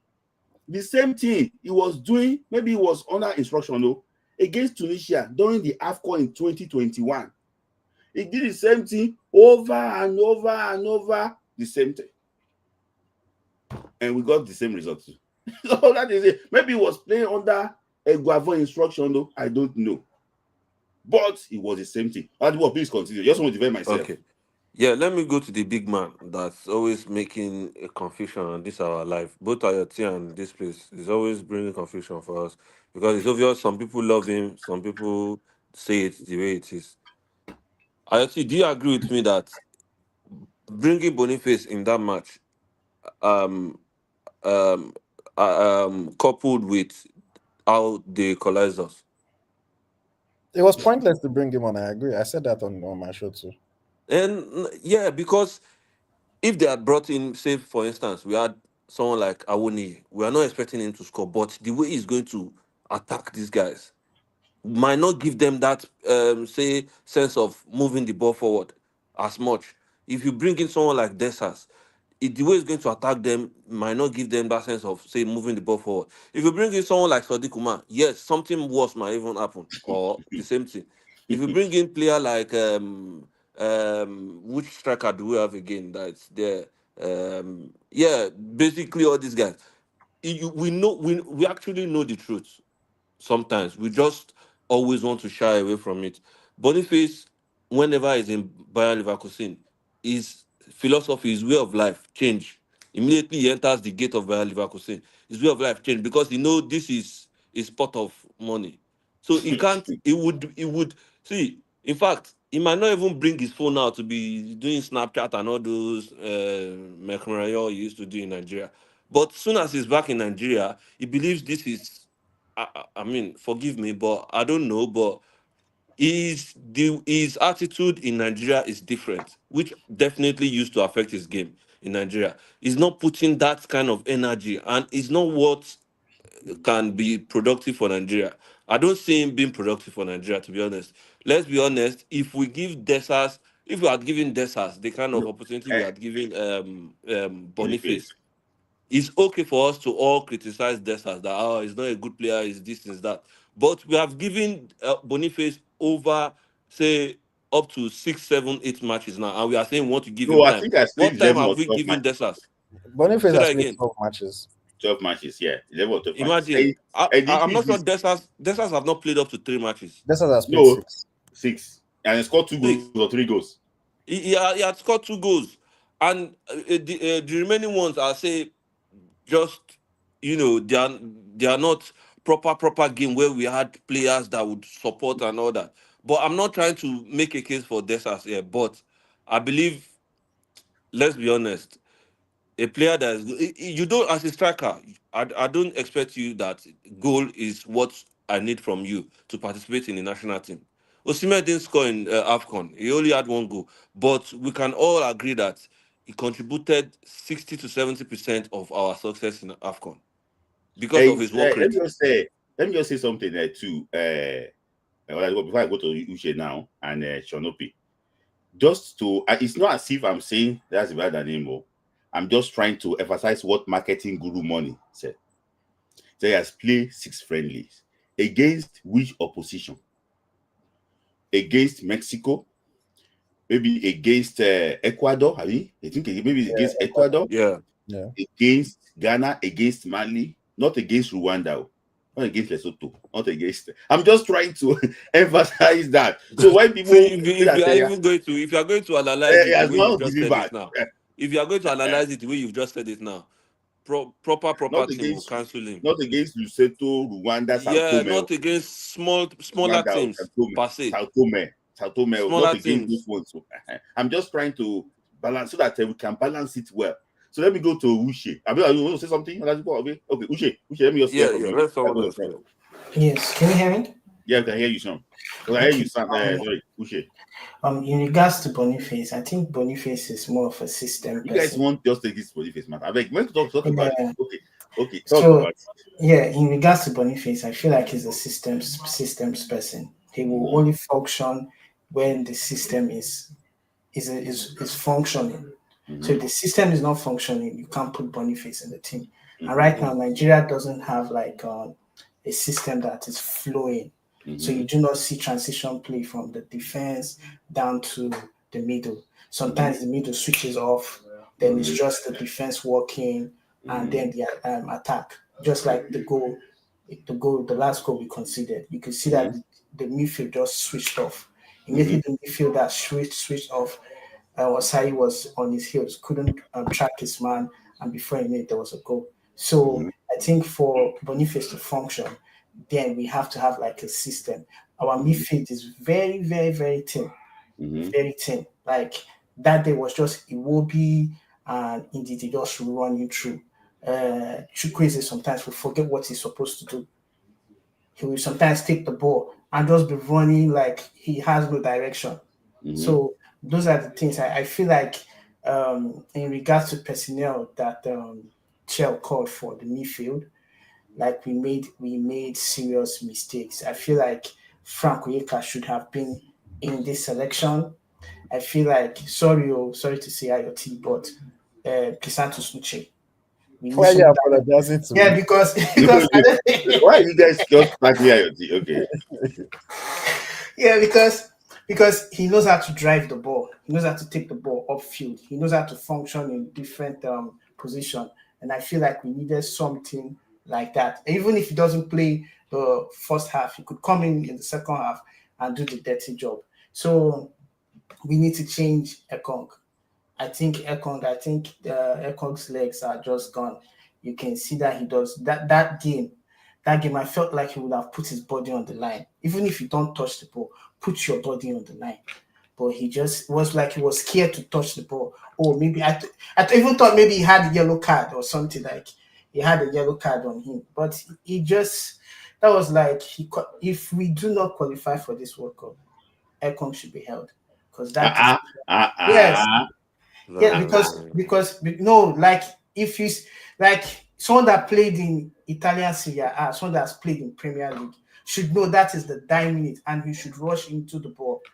That's why I feel like if any defender is supposed to make that mistake, maybe Bassi. We also had an issue like that against Rwanda where Bassi had to just make the last decision. He didn't wait for, but Ekong was waiting. If it was Bassi's area, do you think that Bassi would have looked for a way to challenge that ball? Yes. Put your body in the line. Put your body in the line. One more thing, Ndidi should not be playing 90 minutes for us anymore. Ndidi is gone. It shows like no, he should not be playing 90. I'm not saying he should. Like 70, 60, come in second half. We need to start building our team around younger midfielders right now, especially in Africa where you know that the players keep on running. They keep on running. So you need people that can last you the next 4 years, 2 tournaments, 2 Nations Cup. You can even see, as I mean, Ndidi was in our last Nations Cup, we wouldn't have gotten to the final. That is if, we don't know where he's going to. we don't know, but he's giving us evidence. Yeah, evidence is if you give us evidence, actually. He's giving us evidence. He gave us evidence. He gave us evidence in the World Cup qualifier. Yes, evidence is there too. So, but I think you are backing it up, but we don't know. Maybe he's going to be on the bench. We don't know. Yes, yeah, but we can see that when Frank Oyeka was in the midfield, you definitely see tackles. You will see like that last ditch, like if he doesn't nick off the ball off the attacker's leg, he's going into the post. But Frank Oyeka will keep on doing it over and over. And if you check in German Bundesliga, he's like top ranked in regards to tackles or something like that. Yeah. So I feel like right now we should be making, like in June, whatever friendly they are doing right now, they should start making sure that they jam pack that midfield. Chukwueze should not come again. Chukwueze should not be called. Like Chukwueze should not be called. Yeah, okay, so, thank you, Uche. Before I come back to you to the final thoughts on that every day, because I already 1 hour 30 minutes I won't spend there, but I don't spend more than that. So Sean, we're meant to discuss, but I was thinking that maybe we'll still discuss it, but just come and let me hear your thought first. Hey guys, I hail now. Nigeria will hail thee. Yes. So I after games like this, I'm so pissed. So I rather just keep quiet. And I don't join lives, so I don't get too emotional with my thought process. Yeah. So typically I'll just sit down and think about a few things. So I wrote a few things down. I'll make it quick. So first one is Eric Shell scored a B. So you're using the Nigerian grading system. If you have 4 out of 6, that's 66.7667. So that's a B in Nigeria. 70 plus is A. Before, if you score a B, what did Finidi score? Hold on. Let me read everything. Then you ask questions, please. So Eric Shell scored a B. Eric Shell scored a B. So Passero had 2 out of 6. So that's a 33%. That's F in Nigeria. Then Finidi has 16 point something percent because he had a point out of 6. Baba, I like So this, yo. yeah, so that's his. So Eric Schell has done well. Let's be honest with ourselves. Compared to the predecessors, he's done really well. 4 points. Imagine if the previous predecessors had 444.2, we'll be at 12 now. So secondly, Zimbabwe came prepared and they knew our weakness. Yeah. And that leads me to our third point, which is we're lucky not to have considered early. Remember in first half, they tested our defense. They almost scored. There were signs that these people, they've done their research. They knew there was 1 or 2 mistakes in that defense, right? And they tested us. We could have considered early in the first half. Yeah. Fourth point, Eric Schell needs time. He needs time to put his plan in place. So with the first 2 games, it's quite commendable. Fifth point is, and I'm taking long. Eric Schell must either fetch for new players or adapt to the new realities. Now, they say Eric Schell likes to attack. I say, we don't have those legs. We don't have those qualities in some of those areas to implement his plan. So what does he have to do? Is either he adapts to the new reality or try and scout for new players and form his own team, right? Sixth, and that's the last point, Eric Schell should be blamed in a way for that second goal. And I'll tell you why. For that equalizer, I'll tell you why. Now, as a coach, there are signs that they are, before you have malaria, there are signs of someone vomiting or having a flu or whatever, right?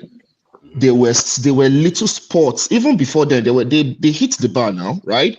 Yeah. Even in the second half, there were signs that these guys can equalize, So as a coach, I felt like maybe he was trying to go, like you mentioned, was trying to go for the goal difference or whatever.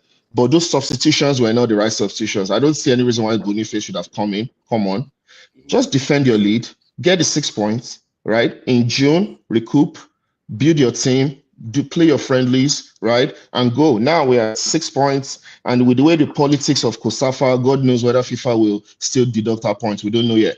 So those are my 6 points. That's my thought process. But overall, Eric Schell has done well as compared to his predecessors. Okay. Let me just say something. You said that substitutes were not doing well. For me, I just think that the only substitute got wrong was probably what Victor Boniface.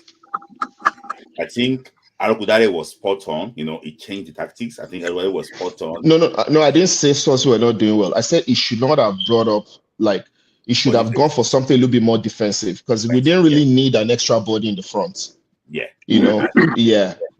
Okay, actually, I agree with you, on that. Just give me some comment about the point that you got made. Time is the enemy of a coach, but people say, give coaches time and everything. But with what we see now, we can give this guy the time. That guys that showed us during June window, they didn't give us this type of vibes. We can give them time. So for me, I think that it needs time, and I still believe that we qualify for the World Cup. I don't know the reason why. I said it that this Zimbabwe game, I don't see a win. I don't see a win. I said it. It's not as if I'm going to consult this. I changed my mind to say 4-0 before, but my mind just said me that no. There's going to be a beep around the way. But I can tell you, lessons have been learned. Some players will not get called up again. I can tell you that. Some players are not getting called up. It's based on their attitude and based on their training. Some people were so bad in training. Can I say something? Can I say something real quick now? I'll keep quiet. We have to play with a system that can thrive with or without Osimhen. We are over reliant on that guy. Now Arokudare tried. With that hold up, he drew like 3 defenders to himself. I don't know if you noticed. He was able to draw 3 defenders, gave it to Olain. Olain up crossed it. But we are over reliance on Osimhen. It's scary. Anytime he doesn't play, you just feel that void. And that boy can play in any system. He's not a system guy. He can play bass boost. He can play whatever. And his positioning is excellent. Somebody said something earlier that if that cross, I don't know who said it, and I'm not taking jibe at anybody, but So if someone said if it was Boniface or something, would he score? First of all, I can't guarantee Boniface No. will be in that place to start with. Hmm. So, but that's another topic. But back to my point, Eric Shell must play a system. We, I love Osimhen, but I would love to see other people too do score, so that in case he gets injured or something, at least this. Because trust me, against South Africa, imagine Osimhen not playing in Yeah. in South Africa, Durban or wherever they're playing. We're in trouble. Yeah. Let's call it what it is. Yeah. We are in trouble. So before I go to Lukman, I'm going to ask Lukman this question directly. Lukman, thanks for joining. I know you're really. I was listening to Super Sports, Mamadou Gay on Super Sports during South Africa. They were discussing the Nigeria situation and yellow card. They were being honest. There was no bias there. That man said that, what did we plant in that Uyo that he said the results are not coming there. So I want to ask you, let me just start from Shanobi first. Do you think that we should change venue? I don't think that pitch is. I mean, okay, which to where is it? Abuja or the National they're Stadium? working on a particular stadium that new grass and everything, to see. But the players always say Uyo, it feels like home. Okay. So what's the problem? I don't think it's the pitch or the stadium. Yeah. Okay. We're not just we have individual players in patches, qualities in patches, but the quality is not like spread out. It's not evenly distributed. It's more like skewed in the front and maybe some side of the defense. It's not like a normal distribution curve, right? So it's a problem, right? So then they don't know how to play as a team. Yeah. That's the thing. They don't know how to play as a team. It's not a superstitious or anything. Yep. Yeah. Look, let me hear from you. Best players. Yeah, I'm glad because I need to go soon. Thanks, guys. Good evening, everyone. Good evening, Friday Night Club members. So just a couple of things that I wanted to say. A couple of things. I think we should all take a step back. Number one, when I thought about this, I give 60-70% blame to NFF. I give 20% blame to the players, and I give 10% blame to Coach Eric Shell, and I'll tell you why. Guys, you all forgot when NFF refused to renew Pesero's contract. They messed around, wasted 2 months to announce Finidi as a coach in May. Or was it February, March, April? Remember that? Everybody forgot that. We're all asking, when will the new coach be announced? And when they announced Finidi, it makes sense on paper. That employment made sense on paper. Finidi was the assistant coach, takes over. Then they had that mess. Fine, they wanted to fire Finidi. That's okay. They took another 3-4 months, guys, to then announce Guavon as interim. I don't even know which one happened first. Were they dreaming about having Renard before they announced the Guavon? Or I'm coming to that. They were first dreaming about having Renard, then they dongled with Bruno Labbadia. That became a mess. Then they announced Guavon as interim manager. That was just a mess. I was done with the Eagles by then. So then eventually they hired Eric Shell January this year.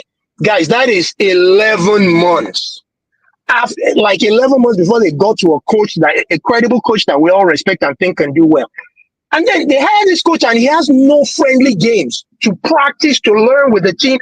He's going straight into World Cup qualifiers. And unfortunately, he wins his Rwanda game. Kudos to him, credit to him. Then he draws with Zimbabwe and everybody's yelling, saying this and that. The team needs time to gel and play as a team. Number one. Number two, our 11 best players, you guys should all think about this. Our 11 best players do not play well as a team. That's a fact. Yes, we get wins through Oshimen's individual brilliance or through individual players' brilliance, but as a team, our 11 best players do not play well as a team. That's first. On Coach Eric Shell, all the substitutions were fine except Boniface. He claims that he did it to pursue more goals. What goals are you looking for? But if I looked at it, Boniface came in at the 87th minute. Even if he wanted to put in Boniface, he had 2 more subs. He had used one for Aroko. He used another one for another guy I don't remember. Then he used the third one on Boniface. If he had used the remaining subs in that game, we would have won because the players would have strolled and taken their time coming onto the pitch. Who was he keeping the two remaining subs for? That's where I blame him. But I also cut him some slack because this is his second game. He's only had 6 training sessions with the team. That's why I cut him some slack. The players, we all know they don't have warrior mentality. That never like you are not beating us here. We are going to foul you. We are going to kick you before we. They don't have that mentality. Those are the set of players we have. After the match, they're all going to go to London, go to Europe, go back to their lives. I mean, with the way Ekong talks, they understand what the game does to Nigerians, but it's not the same as the way Victor Osimhen plays. Everybody sees Osimhen's attitude on field. None of the other players play to that level. And that's what we mean by it's not just talent, it's pride, it's hunger, it's tenacity. They lack that. I think maybe this game will teach them that. And I'm looking forward to Rochelle getting 3-4 games to practice. I think if NFF can keep him for 3-5 years, will be great. But if they fire him within 2 years, guys, we're just wasting our time. We're just recycling and recreating the problems. That's what I wanted to share. And, I'll take questions or any clarifications you guys want. Yep. Yeah, that was very good. Thank you. And a lot of people will agree with you in the comment section. Thank you, Lukman, for that good contribution. I know you're a big Super Eagles fan. Don't worry, that's your love. Huge. I will never bet. I will never bet against them. All right, guys. I will never bet against them. You me too. I will never bet against them. All right. Okay. Thank you. All right. Bye, guys. Bye. Yeah. Thank you. So let me just ask Lukman I don't want him to be driving and be talking. So that's why I have to take him off. Let me just bring in Michael to actually join you. But IoT, you were to say some. You have responded to some comments.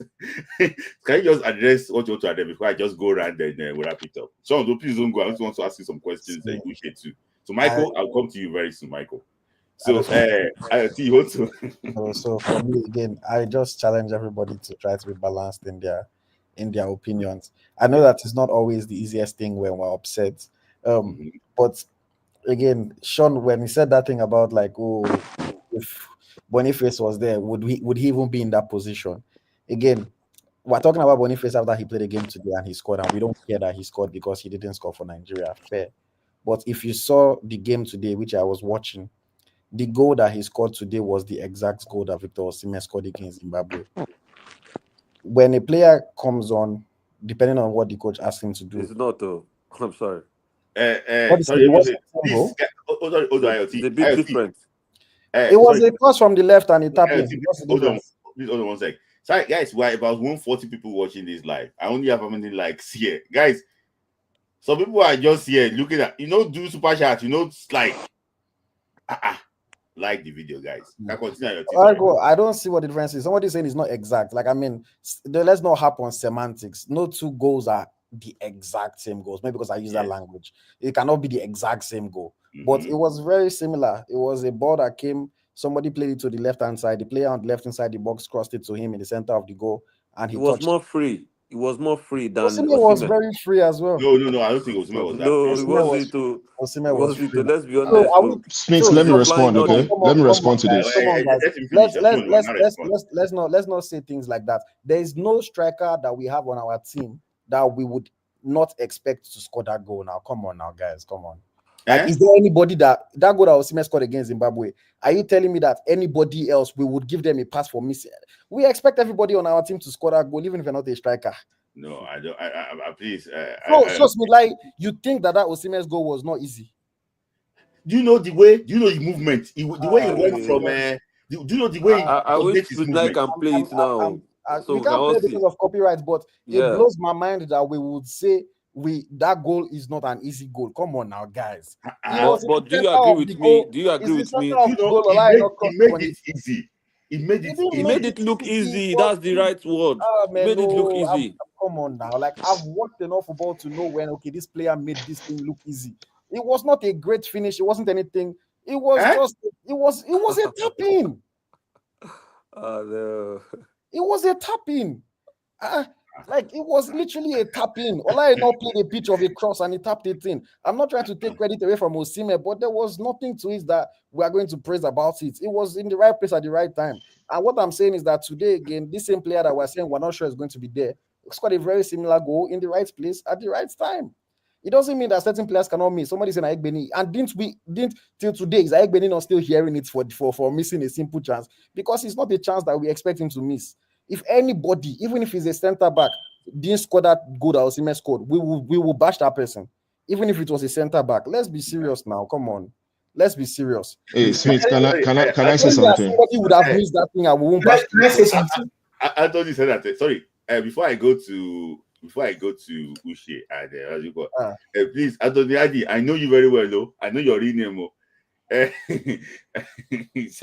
don't know why you are bashing your TTCB, but let me just go to Sean.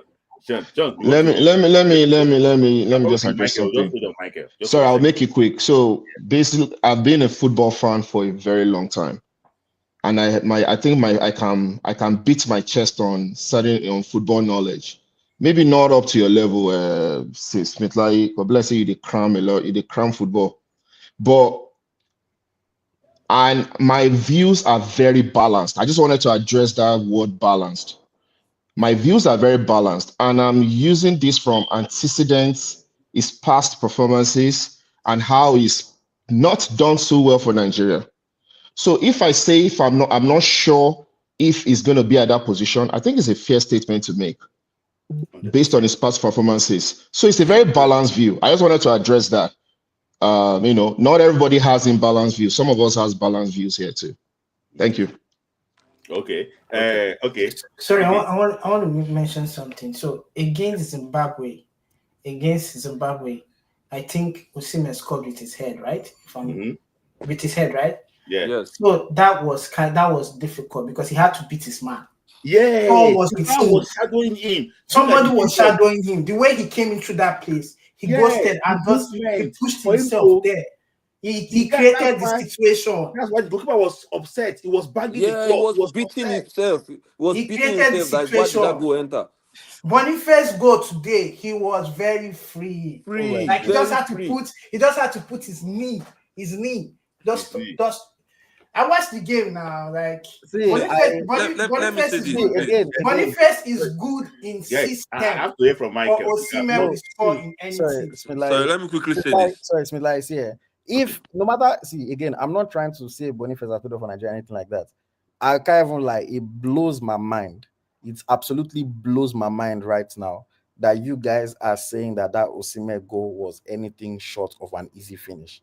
I'm not saying Osimhen did not show good movement, but that finish, I am as you were talking now, I was literally watching this goal again, and you guys don't think that this thing was an easy finish.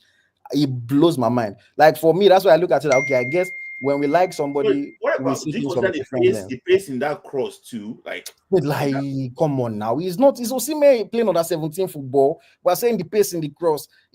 Osimhen scores that thing 10 times out of 10. If he misses it, we're like, what? We wouldn't believe it. Like, come on now. Come on. Sorry. Let me say this. Let me quickly say this. Let me just hear from Michael. Michael, I've been waiting as much as anything. Okay. I'm coming, Ola. Michael, let me just hear from you, Michael. Hello, Smith. Thank you for joining. Last time where are you calling from? I'm calling from Bristol. Okay, Bristol. Okay, thank you for joining. The last time I spoke on IoT's show, I think you remember me now. I know you. Yeah. So, I just wrote some things down. Number one, either we like it or not, our stadiums are not good. Even our Uyo stadium is not the best. If you look at the movement of the players in that, look at Rwanda. Yeah, if you look at the movement of our players in the game against Zimbabwe, there were some passes that they thought they've made, but will never get there because the way the ball spins on the grass or the way the ball is, There was a pass that was supposed to come from Lookman to Iwobi, and Iwobi was moving in space just to beat the marker, but the ball would not go. It was slow enough for the defender to intercept. So our stadium is bad. So if they build a new stadium, our system now is when it's new that is good. I hope they can do that, and I hope that they can also maintain it. So that is on the stadium. So I'm going to go to the coach and the formation. Yeah. So I started watching football in 1996, so I'm a very young boy. started watching football in 1996. If I was Eric Chell, I will use that 4-4-2. He went for that formation at that time, which is to me I think was the best. Yeah. The I see. problem, It the changed it. problem, the problem was the personnel. If you had another Osimhen, I'm in quotes, personnel, Zimbabwe will never come out, except they Mm, just want to play to the gallery.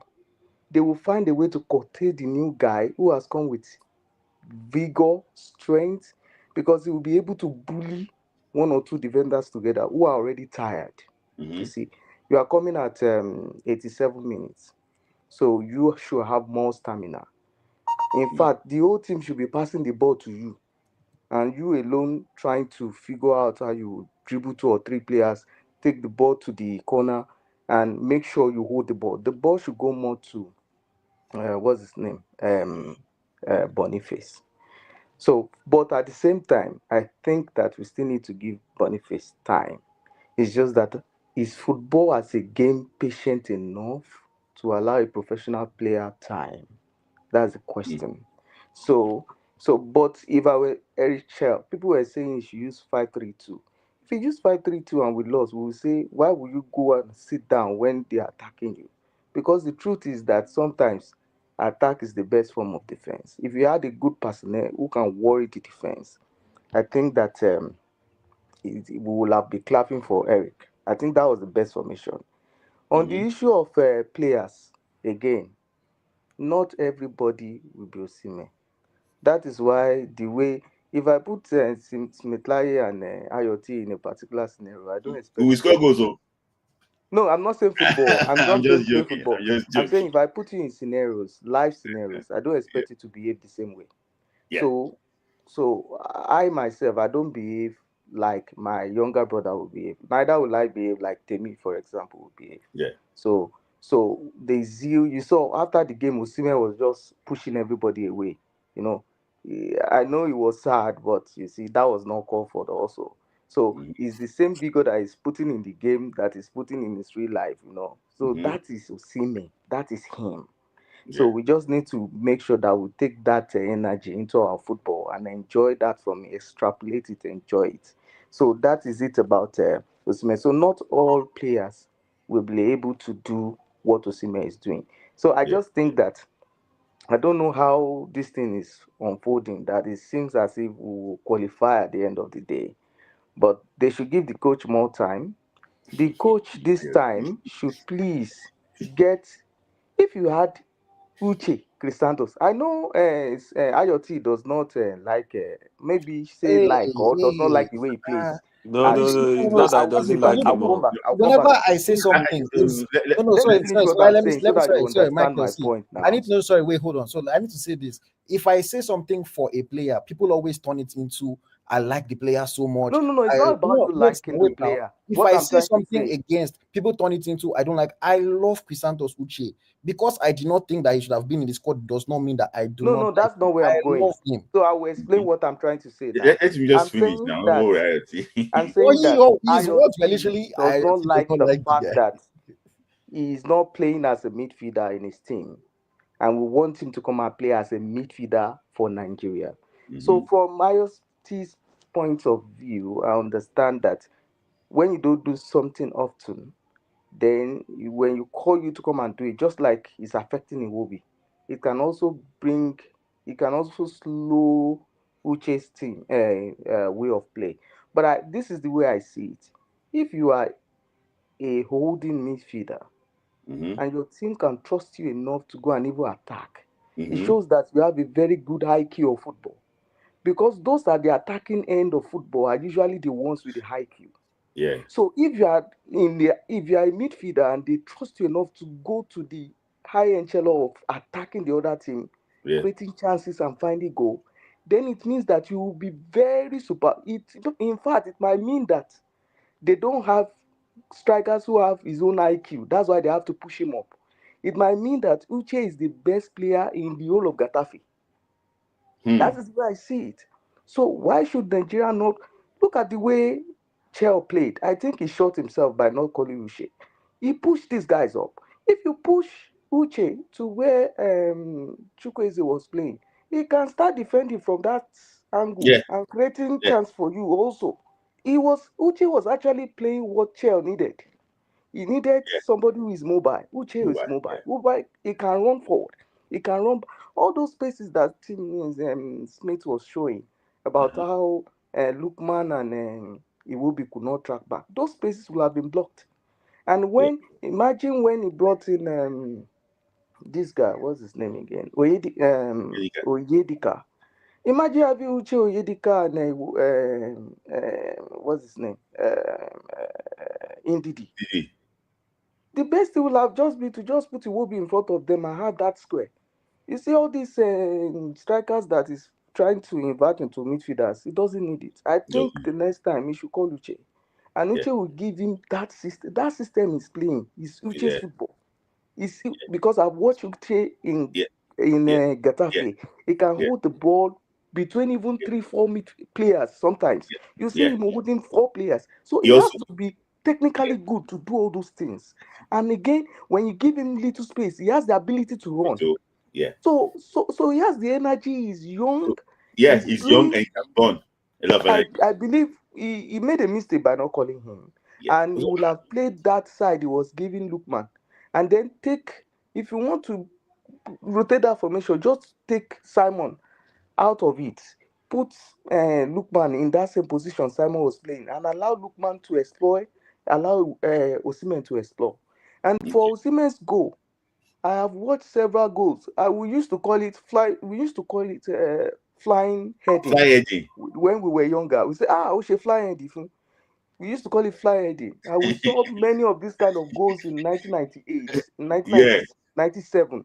So these were hallmark of Nigerian kind of goals. Yes. That Osimhen goal is one of those kind of goals that make us happy. You go and watch some highlights in 1994. You see what I'm trying to talk about. Again, I think Greece. You will see one of those goals.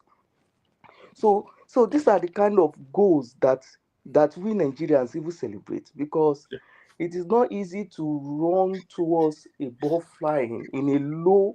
It's not even heading standing. It's heading flying across. You understand? So if you are not careful, you can miss that ball easily because you are running from the blind side of another player to go and get to the ball. So the ball is not just coming to you directly. So that's all I have to say. Thank you. Thank you, Michael. And I would like to you, with your contribution, it means that it's a well thought contribution. A lot of comments have been coming in, and they actually would agree with what you say. Nice to see you, Michael. These are very good contributions. Myself, I will still go back and listen to that contributions again. Fantastic contribution. So thank you, Michael, for joining. Hope to see you again. And next Tuesday on Friday. So, Uche, I have to just hear from you now and take you out too. Michael, you can just leave. Okay, Sean left. Oh, okay, that's fine. Because I thought Sean wanted to say something. So let me just hear from you, Uche, before I bring. I have a seat, and that is coming. Franklin and just kind me. I don't know. I think I know this man. This just kind me. It's like it's my friend, though. But let me just hear from Uche. Final thoughts. Final thoughts. My final thought would be towards the friendly. I feel like buying. Who do you think we should be playing the friendly in June? Who do you think? I think we should be playing Zambia. Zambia. Yes, Zambia. Then, and, what about playing Lesotho? No, we're playing them in the tournament. So. Yeah, just. So I feel we should be playing Zambia. Then I heard there's a tourney between England. It's not official. I heard from a Ghanaian man and also heard from one of the NFF people that they invited them for a tournament in England, Nigeria, England, Jamaica, and Ghana. So we hear more about it. So I think if those matches come up, it's a good fine-tuning game. And I think we should gradually bring in AJK, Chuba Akbom. They need to come in, they need to give us options. More options, especially in the attacking side. I also agree with you that some players did not train well. I don't want to mention him, but they did not train well, and they are not going to be part of the team again. Yeah. So until their circumstance change. Okay, thank you. Then the midfield. They need to that midfield. They need to take off some bodies. Like people should not. Yusuf should not be. For me, Yusuf should not be invited. We need. If you are playing in America, it's cool. Enjoy the league there. But when it comes to playing for Super Eagles, since we have players playing in those top 5 leagues, we should pick them ahead of you. Thank you, Uche. Thank you for joining. So let me just bring. I can see Sean is back. I know that Sean wants to say some few things. Dropping off. I know that you want to say things. Let me just try and welcome. Sid has been. It's been a long time. Actually, what you don't want to present my evidence to the court.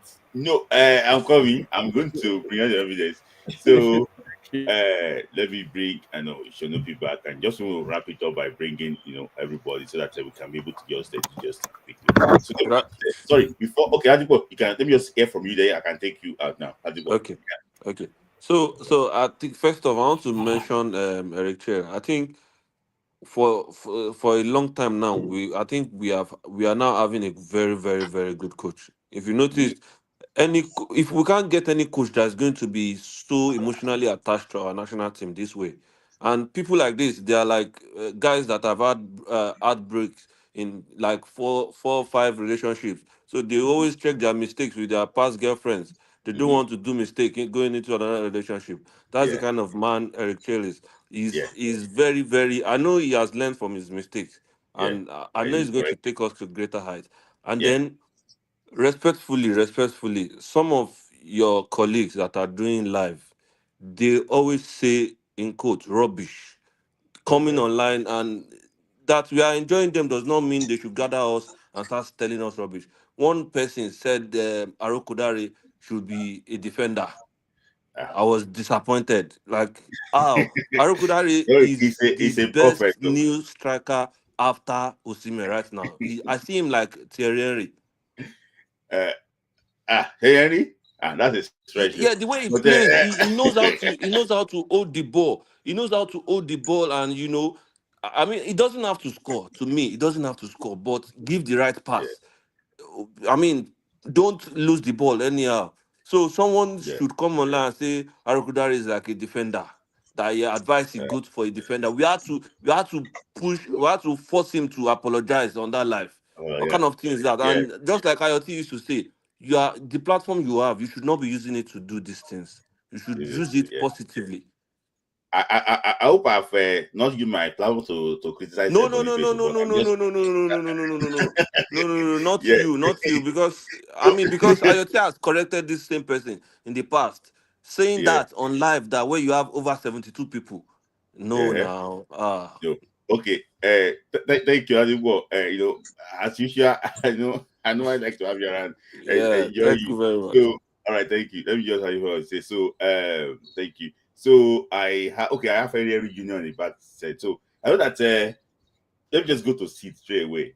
I've not seen you for a long time, but nice that you locate us finally and find us here. So let me just hear from you. Good to see you, and also well done to everybody at IoT. Sorry, before you go, I know that IoT, we want to do something. We want to show you. So I don't want to drag us back later when people are having other conversations. So that's why I uploaded. You don't have to even show the two of them. I uploaded some just still images because again, when I say something that people agree with, people love me. When I say something that people disagree with, comment to tell me that I don't know anything about football. But I've put this still. So it's been like, if you can put the still of that Osimhen's goal on screen, if people hold the same opinion that this was not free, if people hold the same opinion that it was not an easy finish, I rest my case. But for me, I've watched this goal numerous times. I've seen still images. There is no reason on earth, as far as I'm concerned, that a striker of Osimhen's quality or any striker on the national team should not be scoring when they receive the ball in this position. If anybody still disagrees, Fez. Okay, this is Osimhen's goal, and this is Boniface. If anything, the defender is even closer to Boniface. Just that Boniface is No, I'm just, IoT. I understand you, but can I comment on IoT on that? You can Let me comment. just say, yeah, I understand where you're coming from, IoT. But if you look at the build-up play to this go IoT, his Tawara guy was behind Osimhen. How Osimhen was able to deceive him, that he Free lost himself. Osimhen completely there was, you have to give him the flowers. Like we're giving Osimhen too much credit there. The truth is this. Oh, Like Can I say it's something? it's Can I just say a something? tense game already, like, it's unfortunate. See, don't get me wrong. When Osimhen scored that his third goal IoT. for his hat trick, I praised his movement for that goal because it was fantastic movement. But for this one, I'm sorry, because we don't want to give Boniface praise. We're giving Osimhen too much. No, I'm not saying Boniface. It's I like, think Boniface didn't do well. I'm saying No. it is because we don't want to give him praise that we're giving Osimhen more praise than he deserves in this one. If you watch that video against me, that you always I think IoT. Wait, success. IoT. The defender was ball watching. Osimhen crept away from him. The defender did not have eyes on Osimhen. It was ball watching. Osimhen crept away from him. He created the space and he scored it. Like I'm not trying to knock Osimhen. IoT. What you are saying? I think IoT. Goal. What you are saying is IoT. What you are saying is that the the way and manner you think that the goal. What's so fantastic about the goal? That's I think that's where everybody is coming on you and saying no. Actually, not every striker can make such movements in the box, and how good a striker is when a defender loses you in the box. Yeah. That means you're a fox in that box, and not every striker can operate as a fox in the box. So it's about how can he clear himself from. He has been marked out throughout the game against Zimbabwe. This guy was marked out, and the only one chance he gets, he buries it. He knows that okay, somebody's going to get that ball, and my movement will break out from here. So he blindsides the defender and gets the ball. We are not saying that Boniface cannot do it, and I don't have a problem with Boniface. Boniface is a different kind of striker. I even feel that I don't still have a problem Boniface coming into the game. My problem with the game was that the coach moved too late to make his change, and he needed to revert to a back three. My problem with the Eagles is that I don't think the personnel we have in the back line can play comfortably in a back four system if they're under pressure. It is very clear. Ekong is good, but he is better in a back three. In that game, if you have brought in somebody like Ego to come to his side and then push, what's his name? I know to the right, bring out the right back, because the whole of the right wing, we're not using it. The right wing was dead from the full back down there. So let's play wing backs. Remove this guy, put Aino and bring in Onyemachi. I don't know his problem with Onyemachi in training, but Onyemachi, it's a natural left footer. Put him on the left wing, play your wing back, push it up, and you see the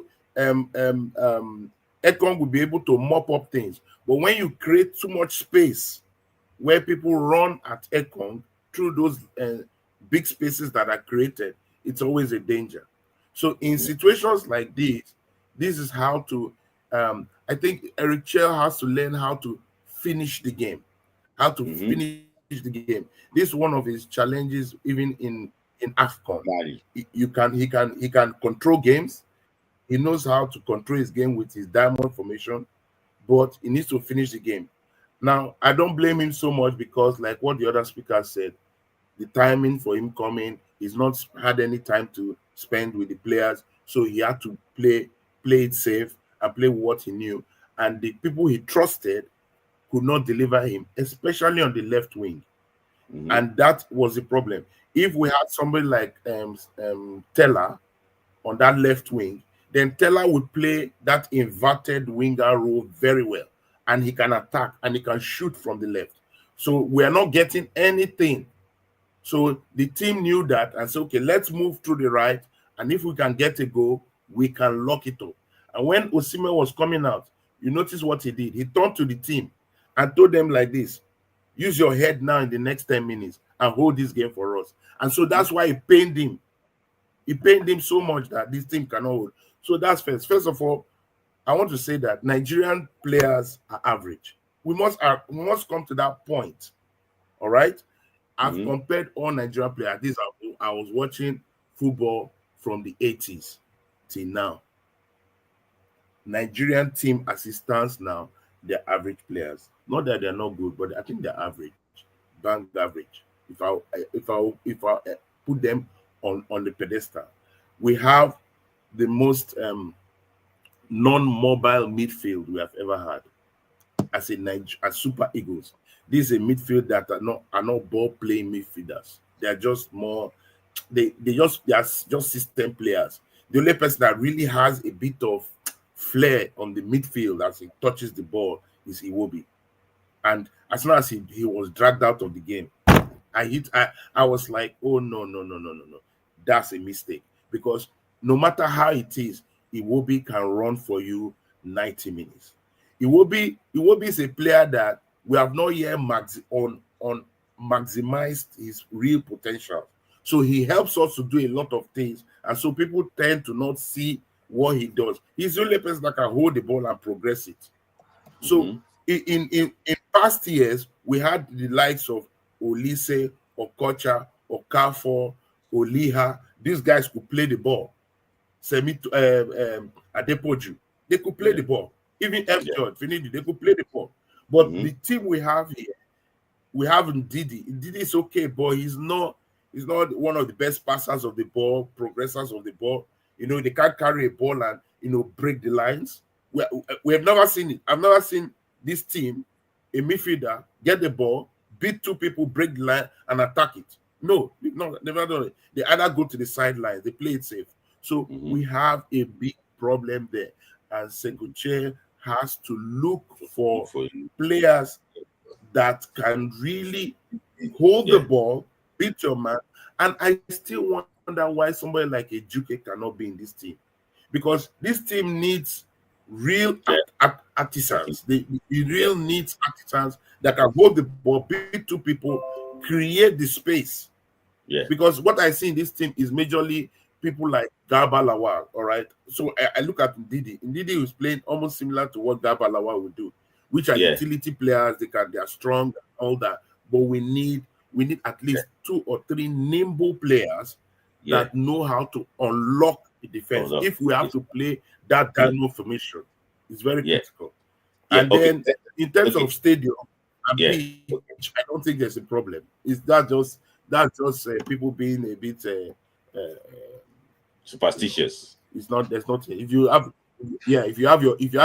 you bring in another team here, they have the game. They'll play very well, and they should have a go.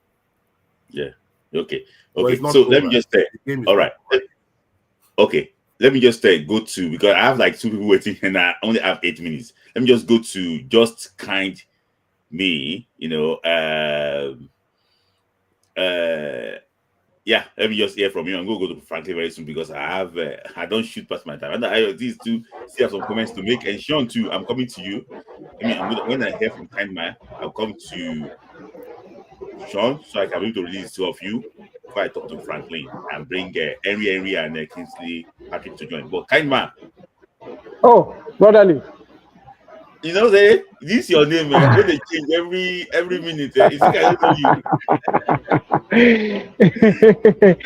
Hey. Where are you calling from? I'm actually calling from Singapore. I know, not Abuja. It's not Abuja. You don't. Okay. Let's hear from you. Yeah. Thank you very much for having me. Actually, I couldn't watch the game because about few minutes to the game, someone close to me was actually rushed to the hospital. So I was just like on and off. I couldn't concentrate to actually watch the game fully, but I have to watch it later on. I think I will start from the positive notes, and the positive I will give is to the coach. I think Eric Cho is actually a good coach. Why do I say so? the coach has been able to actually identify the strength of the team. If you going by the two games that he has actually played, in the first match, you can actually see that due to the limited time he had, he was able to identify that the team actually are very, very good in set piece, but we don't know how to utilize it. And we can see the results. At least the first goal actually came from the set piece. The other thing in the second game that I actually observed is that Nigerians have a limited time. He is not yet familiarized with the team. So he was able to look at the left side that we have Moses Simon, which of course we also have Luke Pan. So you can see against Zimbabwe, most of the ball they're just going to Moses Simon. What was it called? Wing. But what Moses Simon did with the game is a question to ask. But he was able to, if the right side is not functioning enough, we don't have perhaps the best of players in that part. So he was able to focus more on the right side that we have many, many, many players. So I think that is a very, very good one. If we actually have a good technical department, I think these are the some things that we should have been building over time. If it takes Erichel about 5 days to actually identify this strength of our team and he actually use it to certain extent, I think we have to give him kudos. On the negative side, I think because of the limited time, he has unable to have understand the players more, to know their weakness. When I was watching the game, I was just shouting, Osayi, Osayi, Osayi. Osayi is not the best of right backs. Osayi is not the best of right back. We have to be very, very sincere with ourselves. And the way Chukwueze, especially some players, I don't want to be mentioning names. Some players, we have to be telling ourselves the truth. No matter how they perform at their club size, they are not just good. They are not material enough for Super Eagles. One of them is Osayi. If you look at the only game the guy has played that has been very marvelous, maybe against Guinea, maybe our away game against Guinea that he did some dazzle, some Guinea-Bissau, that he made some dazzle runs. Aside that, he has been off defensively horrible, even more horrible than the Bruno that he used to bench. But I will still give the coach some kudos, and I believe that by the time the coach stay more with the team, he will be able to understand them more, and of course, he will know their weakness. I don't know if we are going to qualify. I've already zeroed my mind about us qualifying, but with this, I want this game, the results, to be used as like a revolt against the system that is not making our football work. Because if the statistics of our home games says that 9 games that we play at home, we've not actually been winning, then that puts into question. I see some people talking about whether it is the stadium. Well, I don't think it is the stadium because that stadium is as standard as many foreign stadium that we play.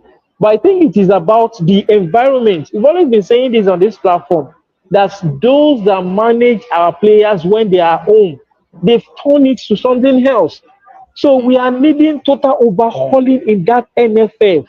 Those head of protocols, the technical head of technical committee, everything must just have to be overhauled. I'm telling you, the reason why we are not winning at home is not because our players are not good enough, and it's not because we don't have a good coach in NHL, but it's because of those personnel, those that are the managers of the system.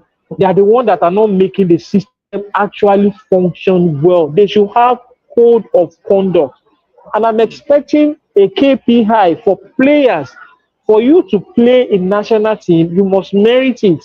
And if you have the opportunity of playing, if you don't perform well, you don't deserve to be recalled. Certainly, Paribus, certainly. So for some players, they already see national team as their birthright. Their performance is not important. whether they play or they do not play, they are sure of next call up. So you cannot benchmark players on those kind of model and Yeah. expect results. It won't work. Yeah. So if you want to play in the national team, we must have a KPI and it must be adhered to. You are not performing, you are not meeting up with the KPI, you are not invited. Let's want to see hungry, want to see people like committed. We are just talking about Osimhen. I know he's trying to set his own personal record, but Osimhen should be. We've seen like qualities of setting the KPIs already in Osimhen if they don't know what it is.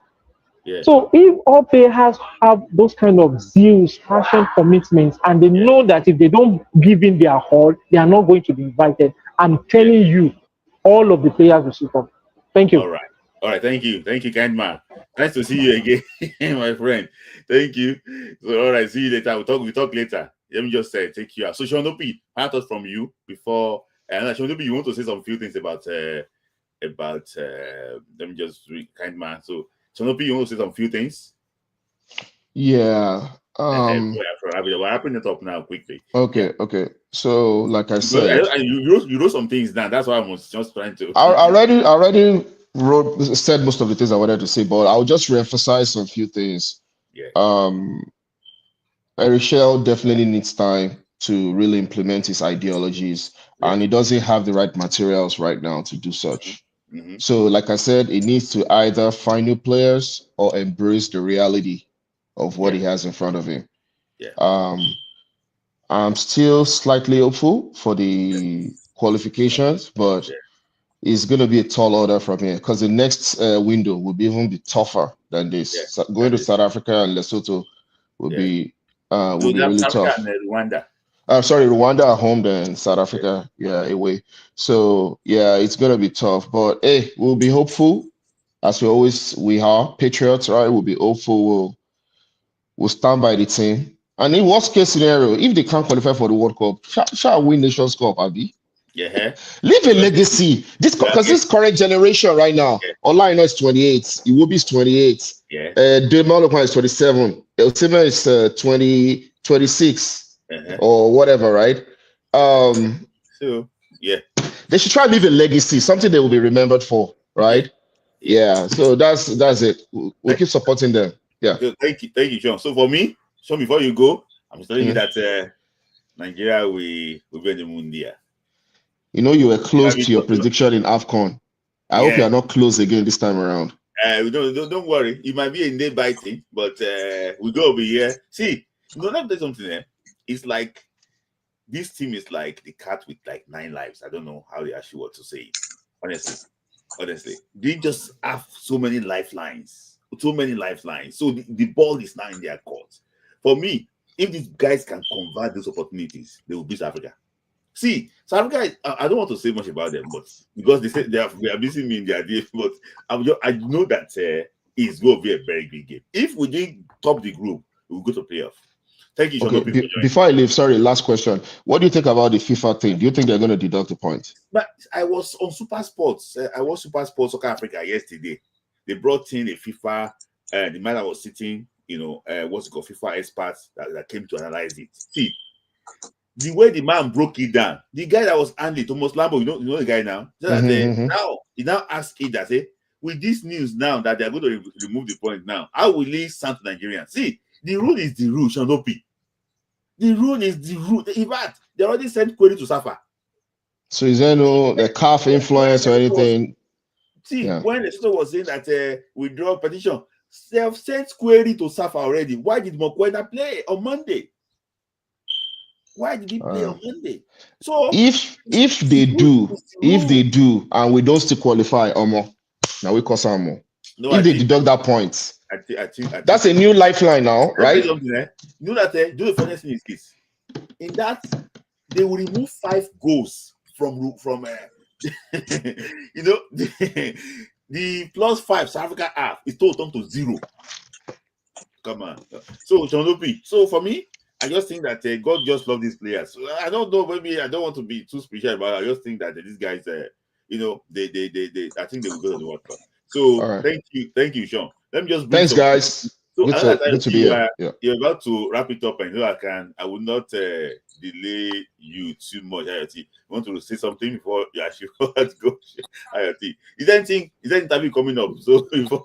I mean, yeah, there's a couple interviews that I'm working on. Chisom Ekbuchulam should be out next weekend. I've been saying Leon Balogun. We're still going to it. I still spoke with Leon today. Yeah. We're just trying to find the best time that works, given all the different things that are happening in the world. But so honestly, for today, I want to just say a couple of things very quickly. One thing that I love is that by the grace of God, we're all going to be alive. We're all going to come back in a year's time, and we can review certain things that have happened in this life, in this world, in the national team. By God's grace, we would have watched our country play at the World Cup. But check my track record. 95% of the time, people might disagree with me in the beginning, but I get proven right over a period of time. Even people that have insulted me in the past, accused me of one thing or the other, over time I get proven right. I'm not defending anybody. I'm just saying things how I see them. People need to stop reading too much into my opinions. When I speak about certain players, people say, "Oh, I like the player too much," blah blah. When I speak about certain players, people say I don't like that player. I think people just need to understand that I'm not always going to have an opinion that you agree with. Yeah. You don't have to agree with me, but I'm going to always say what I think about certain situations. I look forward to seeing more of these players in the national team, and I maintain my stance that Victor Osimhen goal, even me as Pintlai will score that goal. There was nothing difficult. I will not score it. I don't. I put a disclaimer there, but You don't have me play with that. You know no, that. see, That goal was I'm a defender by trade, but by this, I don't. For me, IoT. Before you go IoT, but let's look at this IoT. Please, I know you, IoT. Come on, IoT. Like there's not. I've watched that goal like 30 you times. think the explanation that Mr. Sid gives you about movement of strikers in the box, there's nothing for you to Okay, so I didn't address that, but he made a very good point there. But again, see, I don't want to drag this, but see, what Mr. Sid said was not what the other people were saying. He came and made a very good point. What they were saying before was simply, "Oh, Boniface will not be there." It wasn't about, "Oh, give credit for Osimhen's movement." And again, if you remember, what I was specifically saying was that it was an easy finish. I'm not saying Osimhen did not do well to move, even though I said the player was ball watching, the defender, which I still think he was ball watching. But Osimhen moved away from him, and ultimately it was an easy finish. Somebody, I think was it Michael that came and called it a flying header. It was nothing close to a flying header. It was nothing close. Yes, he bent his head to head it in. It was nothing close to a flying header. Like, if Osimhen missed that chance, let's be realistic, we would all be like shocked. That how would Osimhen? That the winner is not. Well, I don't want to. That winners, but our winners was now. He will miss the one that was supposed to score. That is supposed to score. Then he will now score one banger out of nowhere that nobody expected him to score. So it happens. It happens. And see, and another thing is that, see, I'll just say this. I know obviously we love Osimhen so much. He has unused credits. So Osimhen can make 30 mistakes. Nobody's going to hold it. Nobody will hold it against him. Because if we like, and that's why I always just feel like when we talk, let's just talk and be balanced. Because in all fairness, if we look at Osimhen's performance from that Zimbabwe game, because he scored, nobody's going to say anything. But Osimhen made mistakes in that game. He should have scored more if he didn't get his foot wrong. What are the mistakes he made? Can you yourself, please? I will just highlight the biggest one. You know that chance that Chukwueze missed after Osayi Samuel, the one that Ndidi passed the ball to Osayi, the goalkeeper came. Before, do you know how that chance came about? It was from Lookman passing the ball to Osimhen, and for no reason, Osimhen just miscontrolled the ball. Then the ball ran away from him. He shot it, goalkeeper parried it out. Ndidi played the ball over the top, Osayi, then Chukwueze. Nobody is going to talk about the fact that Osimhen did not control that ball. But if it was any other striker, will turn that striker's clothes inside out and talk about they are useless. Somebody is saying earlier, relax. No, but I'm just being relaxed. I like to hold everybody on the same. The thing why we can Mr. C, please, why you give it? I just want to hear from Franklin. I'm not hearing from him. Franklin, please. And you just say few things, please. Sorry for keeping you. All right. Sorry. All right, Mr. Smith. Oga Ayoti. Firstly, I want to. I was writing me in the comments, Franklin. Oga Ayoti. First of all, I want to say big, thank you to you guys. You guys are really doing a good job. Especially Mr. T, and then Mr. Smith. Okay, so very quickly, I want to say something. I lived in South Africa for 10 years, and I want to say this to each and every one of us who is afraid of, South Africa. Nigeria will beat, South Africa. A lot of people say we drew, Zimbabwe, we can't beat Zimbabwe. Bet it here now. Thank you, my brother. Continue, Franklin. A lot of people will say Mr. Smith, a lot of people will say we can't beat, Zimbabwe, and then we are going to play, South Africa. The best thing that we can do is get the result against Rwanda. I'm even more afraid of Rwanda than playing South Africa in Johannesburg. Yes. Those boys will be pumped up and more motivated to play this South Africa. If FIFA, I'm telling you, sir, if FIFA deduct that 3 points from them, which I know definitely the rules is the rules. It will be deducted. That day you will see these same players play, South Africa, and I can tell you, even in the crowd, Nigerians go there, pass, South Africa. So we plenty for Johannesburg now. If they play that match in Johannesburg, you will see the crowd of Nigerians in the field that day. Even me myself, I'm planning to fly to is it South Africa? I'm already planning. You will see Nigerians, come out there. We may have drawn against Zimbabwe, and I sincerely, it's a poor result. But trust me, we needed to drop that point for these boys to wake up. Mr. Smith will always say that he doesn't see us winning all the games. Let's be realistic. There is no how we would have played those games and won all our 6 games. It is better we drew against Zimbabwe, and Victor Osimhen was crying. All these players are going on, their pages on social media, and they are telling Nigerians sorry. Now they understand the passion that Nigerians wants to go to World Cup. So it's better we drew that match against Zimbabwe, going into the next matches that we are going to play. Watch these boys against South Africa. Anybody who wants to go with me with you see South Africa. South Africa will remain our boys. Forget what they played in Nations Cup, and Yusuf made the mistake and it went to penalty. We will beat them. No matter how poor Man U is, when Man U see an informed is Guardiola's team, Man U will still have an edge. That's number one. Number two, about Simon. The reason why I keep on talking about Simon is a very good player. And over the past few years, I think after Victor Moses, Simon owns that wing. But the problem with Simon is his final decisions are always poor. Watch Simon very well. Let's track back to AFCON 2021. Simon was deadly in the group stages. We went to play against Tunisia. His decision making is the same thing. Now in football, nobody sees the dribble. Nobody sees how many times you dribble 10 players, dribble. See Salah. Salah doesn't dribble too much, but he's precise. He's letter. You can dribble the whole players, but your final thought. Everything we played against Zimbabwe came from his wing, but his final thought was poor. Now to Victor, his goal that he scored, the pace from that pass from Aina, my brother, yes, I get you, Ogati. I get you say anybody go score that goal. But trust me, number one, the positioning of Victor Osimhen, and this is not the first time he scores this kind of goal. Go and watch his games in Galatasaray this season. In fact, the hat-trick he scored before he came for the international break was similar to this one. He scored against Zimbabwe. His movement.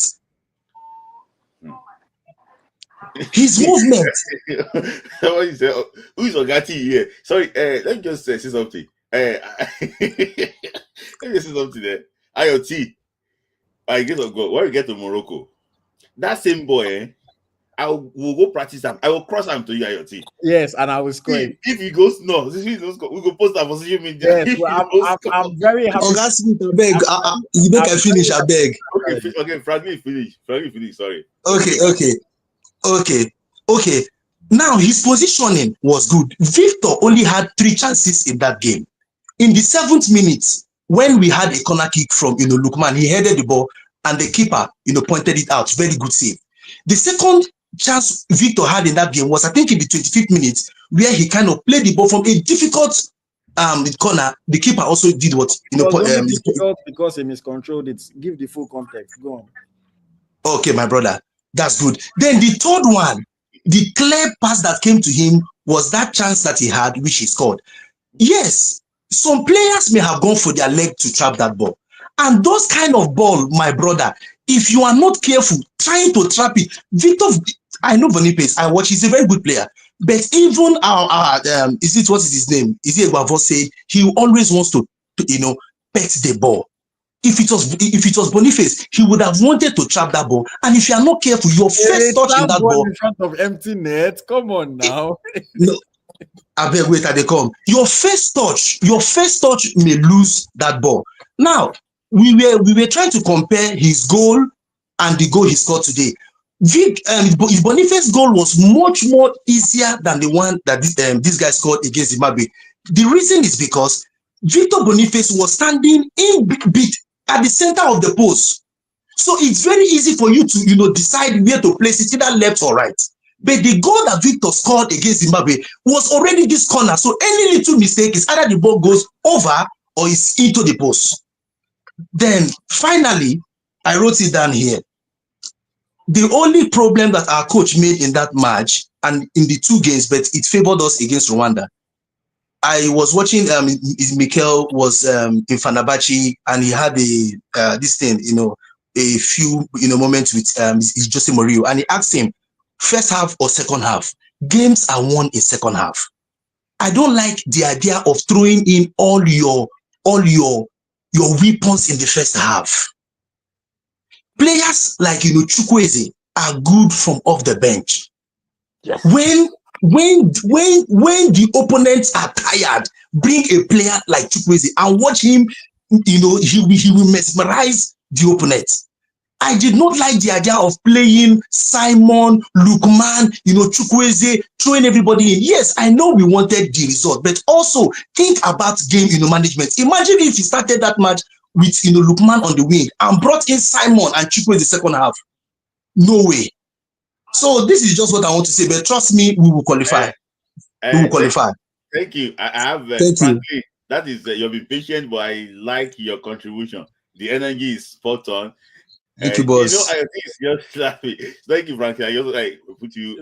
Thank you guys are killing me, man. You guys are killing me. Thank you, Franklin. So let me. So, Mr. Sid, I'm going to ask you what hear from you and let you go. Let me just hear from you quickly before. So, Franklin, you can actually go from the back end. Yeah. So, before I go to what I want to say is that number one, the FIFA rules is FIFA rule. That's what's going to happen. 2, do not underestimate. I know Nigeria, we like our vibe and all that. Oh, we'll take care of the South African. No, the South African is a very compact team. They're a very good team. I know the boys will play to their best, but I hope they can have a result there, in Johannesburg. However, the competition is not over. The boys still have a chance. They'll have maybe 3 points difference if they remove that, or 4 points difference. And if we can make it to the playoffs, then we have to go through a very treacherous road, which is the playoffs. So I think Nigeria should just support the team, support the coach, and if they can inject new blood into the team. I was really hoping to see somebody like Papa Daniel. Sometimes you have to bring some home-based players that have a bit of grit in these African games, take you through the qualifiers, because our European players, to be honest, they are trying to preserve themselves for the end of the league in Europe. So sometimes you see that they are not giving their 110% because they still have to go back to Europe and still maintain their league status. So, but I think things will settle in as we head towards the AFCON. towards the end of the year, I think Yeah. the team will be able to galvanize themselves and play. Thank you I guys. also, And your before team, you sorry go, for your dead things, but I know it will be well. Yeah? no, so Mr. Sid, I want to go. Before you go, Mr. Sid, I want just to ask you a question, guys. I have to wrap it very soon. I want to ask you a question. If after match day 8, Nigeria is ahead of South Africa on goals difference, do you think this boy can let it go? Like, we're ahead of South Africa after match day 8. Do you think that our boys can still flop when they have 2 games before they World Cup? If no, I think they can. If after it depends. I don't know the last game. I don't know the the last game is last 2 against the games Republic that will happen at home against the Republic. at home. Against the Republic. The Eagles home form is not very good. If you look at our home form, is not the best. But if it is at home and we need a point or we need to hold down the game against Benin, I think the boys can do it. We'll put everything up together, both the political will. That's when politicians have to play their game. We did it. Yeah. We did it in the last time we qualified. Ghana Yeah. came here to Port Harcourt. Ghana came Yes. to Port Harcourt, and Odili had to help us cross the line. I mean, it was Mr. Kingsley, obvious. you are laughing. So, Mr. Kingsley, remember. So that is it now. Yeah. So, Mr. Sid, thank you for joining. I enjoy it. At Thanks, least you guys. came here to settle the storm, to settle the matter. Thank you, Mr. Sid. Thank you. And we are all Nigerians. We want success for the Eagles. Yeah. Yeah. Thank you. I only have like 8 minutes, so let me just hear from Henry quickly. Then Mr. Kingsley. Then I now give. So, Henry, your thoughts quickly, please. Yeah. I'll be very quick because I know you guys have said a lot. I did miss the beginning part of the show, but I just wanted to join. I don't know if you've talked about the referee, the officiating. Yeah, we mentioned about the referee. Yeah. Yes, and it's been bad for a couple of games now. Like I remember when we played South Africa in Uyo, we got a penalty that wasn't given, and that was what took Fisayo Dele Bashiru out and took him back to his club injured. I don't know why it's like this, but this thing is becoming too frequent, and I think that's why we need a VAR. That's why they need VAR. There is no VAR, so I think the player should be a bit more aggressive with the referees, the way the North Africans do. You need to be a bit. These African referees, some of them, they have cocoa in their head. Oh, I don't know what's wrong with them. We need to be a bit more aggressive with the referees because how would you see a foul and not call it? You understand? There was 3 fouls. For me, I saw 2 penalty shouts in the last game, and a 2-footed lounge on Nwabili for that ball that hit the post. Those things, you don't miss it. You should immediately be punishing those things, and that's why it is this mentality that makes South Africa think that they can field an ineligible player and get away with it. You don't do this. Yeah, but Nigeria has also done the same thing before. That thing that anybody can do it. I've got you, Mr. Kingsley. Let me just ask you, Henry, quickly. Something is trending now in South African space now that even if the team manager made mistake, that the coach too is the coach not keeping record, that he is the coach that doesn't want South Africa to qualify. Do you think that's what they are saying? No. We've made the mistake now. Nigeria made the mistake against Algeria, and we're punished for it. Yeah, when you have a player getting 2 yellow cards, it's a penalty that must be punished. You understand? It's the rule of the game. You must punish it because that's not fair.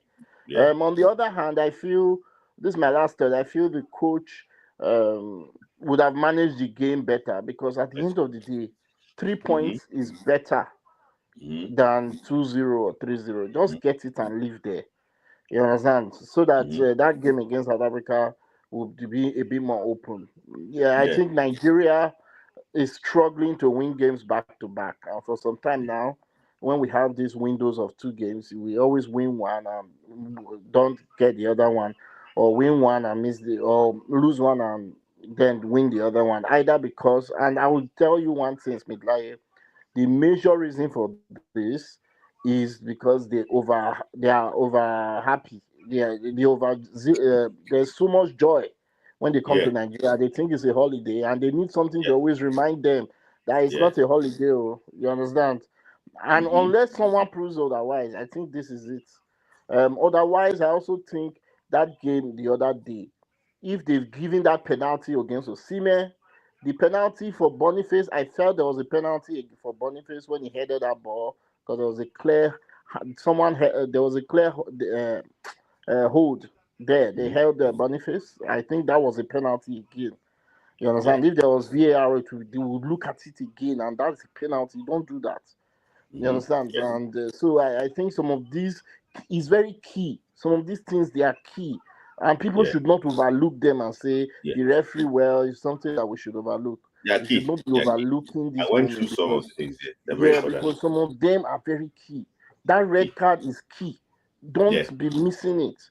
So I think that's all I have to say. For the goal with the spinner, I want to take IoT's position a little bit, but there was a player in front of him, so that makes it a bit difficult because it's not he would have been short-sighted and almost immediately see the ball. So that's very good reflex from Osimhen. Yeah, from And Osimhen. yes, and Do you think? Sorry, before you go, do you think an amateur player can score it? I don't know. I don't know. I mean, I think an amateur player. Yes, because you need to be training. You need to be training regularly to have such quick reflex, right? Yes. I don't think we should also change pitch. They don't do that. It's too late.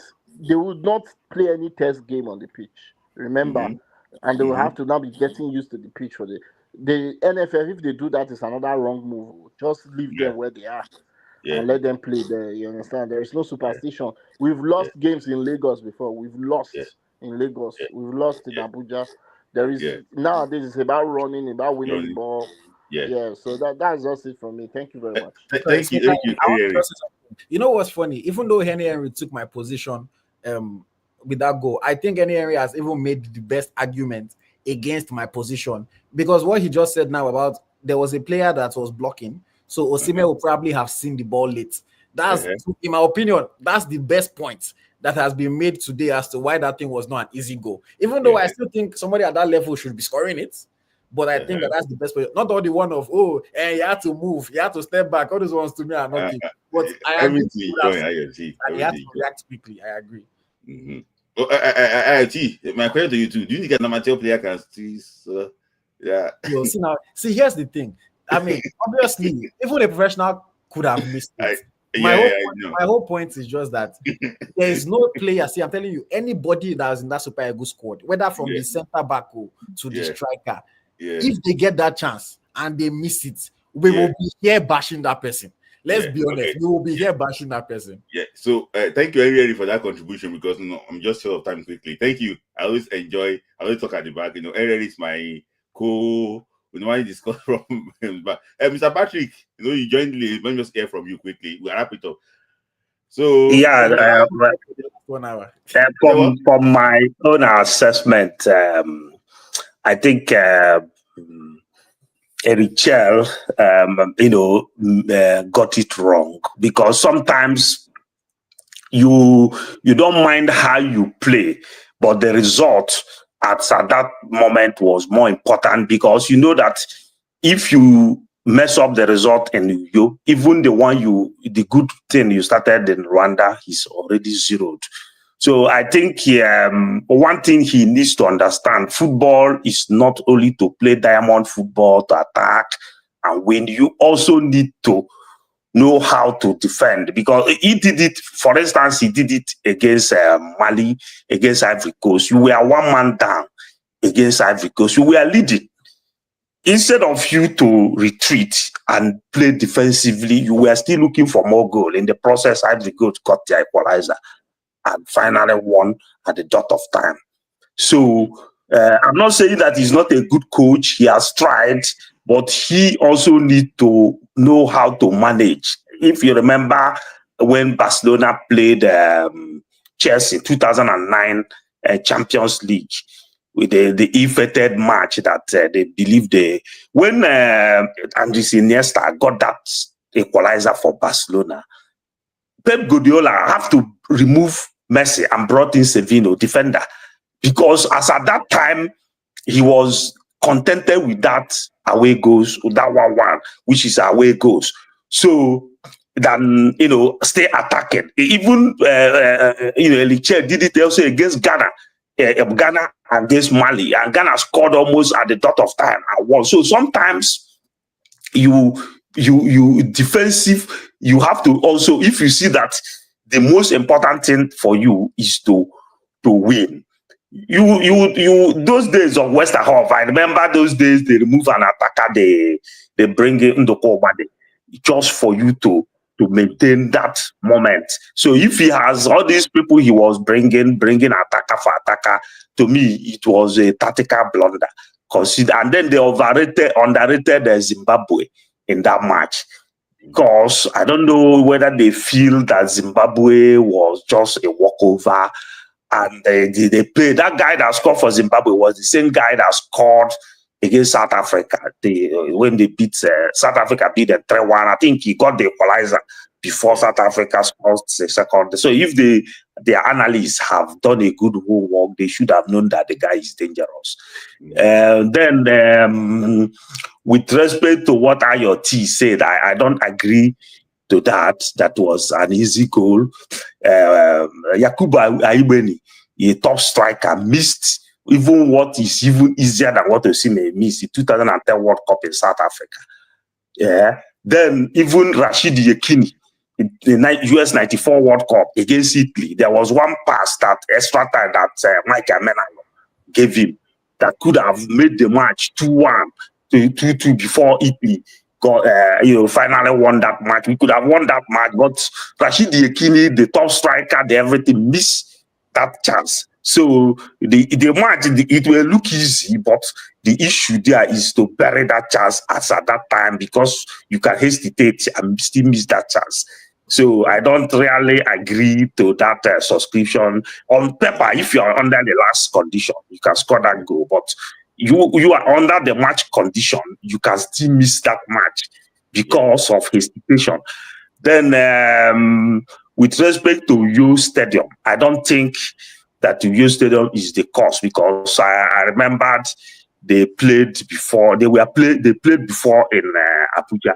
They said that they lost to Ghana in the World Cup playoff. They said Abuja is giving them bad luck, and that was why even in Lagos, I remember when before the match that caused them to sack Janet Raw was against Cape Kifed in Kassim Balogun Stadium.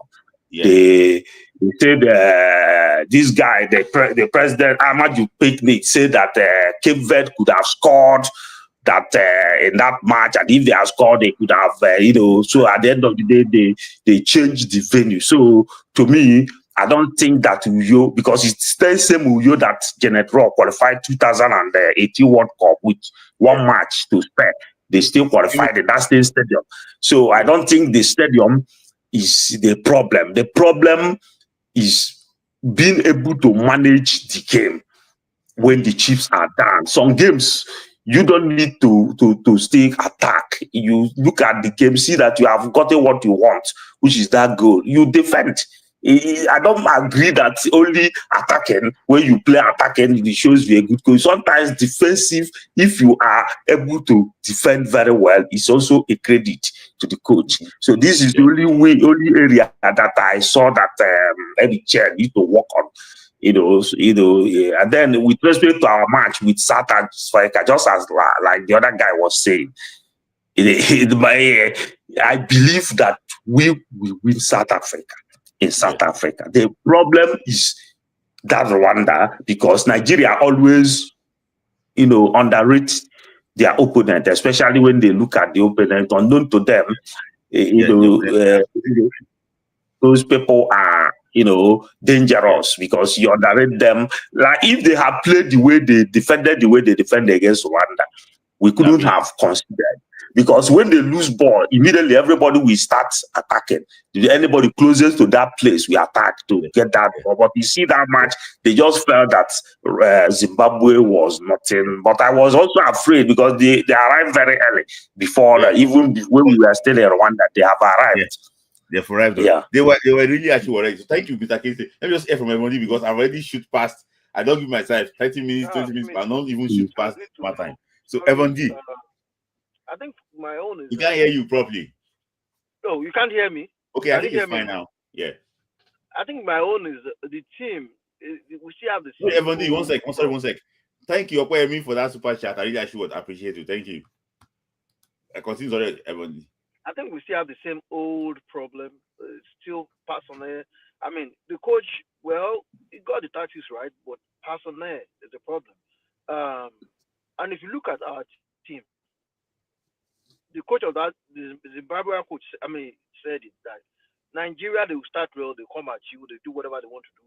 But when it gets to a certain stage, but as the game progresses, they will always, the pressure from them will always come down. They will not be able to move the weight. And if you look at our team, it is true. When it gets to like the 60th, 65th minute, they get tired easily. The fullbacks, and we don't have Ndidi. I've always said it. Ndidi is not the same Ndidi of like 7 years ago. It doesn't have this team anymore to go and come back, to go and come back. It doesn't have that anymore. And I think maybe I listened a little bit about Moses Simon. Moses Simon could play well, but for me, it was terrible on the day. And I'll tell you, I typed something. I said, if you want to apply, let's say, basketball rule, like turnovers, like the rule of turnovers, he had close to 7 turnovers in that game. And in basketball, when you have so many turnovers in a game, you cannot win that game when you keep having turnovers. Hold on. You can't be going like, you can say he's playing well. I'll give you an example.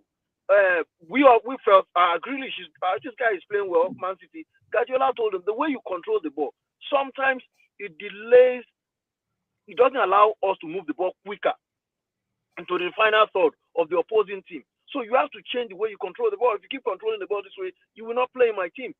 Yeah, see, little details, it matters in football. We played like short 2 in that game. For the right back, I said he doesn't have any business in that team. Tell me what he did in the team. And that gave Ekong a challenge. Sometimes Ekong will not be able to decide, should I cover for Bright or Sai or stay back a little bit? And that became a challenge for that team defending.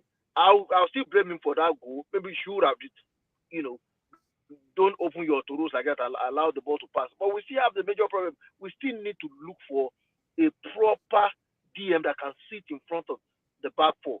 And a player, another pivot that can go from, Nigeria playing in South Africa, we can win in South Africa, but can we win at home against Rwanda and Benin Republic? Because when they park the bus, we find it very difficult to score. And when we cannot score, the game is going to open up in like 65th, 70th minute. And when they start attacking us from that 70th minute, even that day, look at the few times Zimbabwe, the few times they attacked us, they were really, really deadly. They were deadly. Go and check that pass, like the pass you showed, that the first pass that they had from that angle. Look at where Ekong was. Look at where our right back was at that time. And indeed, he would want to cover. Can I cover for this indecision? Maybe Ekong can no longer play in the back 4 row, or he's going to have a problem. Maybe a back 5 would have been a lot easier for him, because you realize when Shemi Ajayi was there, he didn't really have that problem. Shemi will be able to cover for Ekong at that point, maybe. But again, we still need all of our midfielders.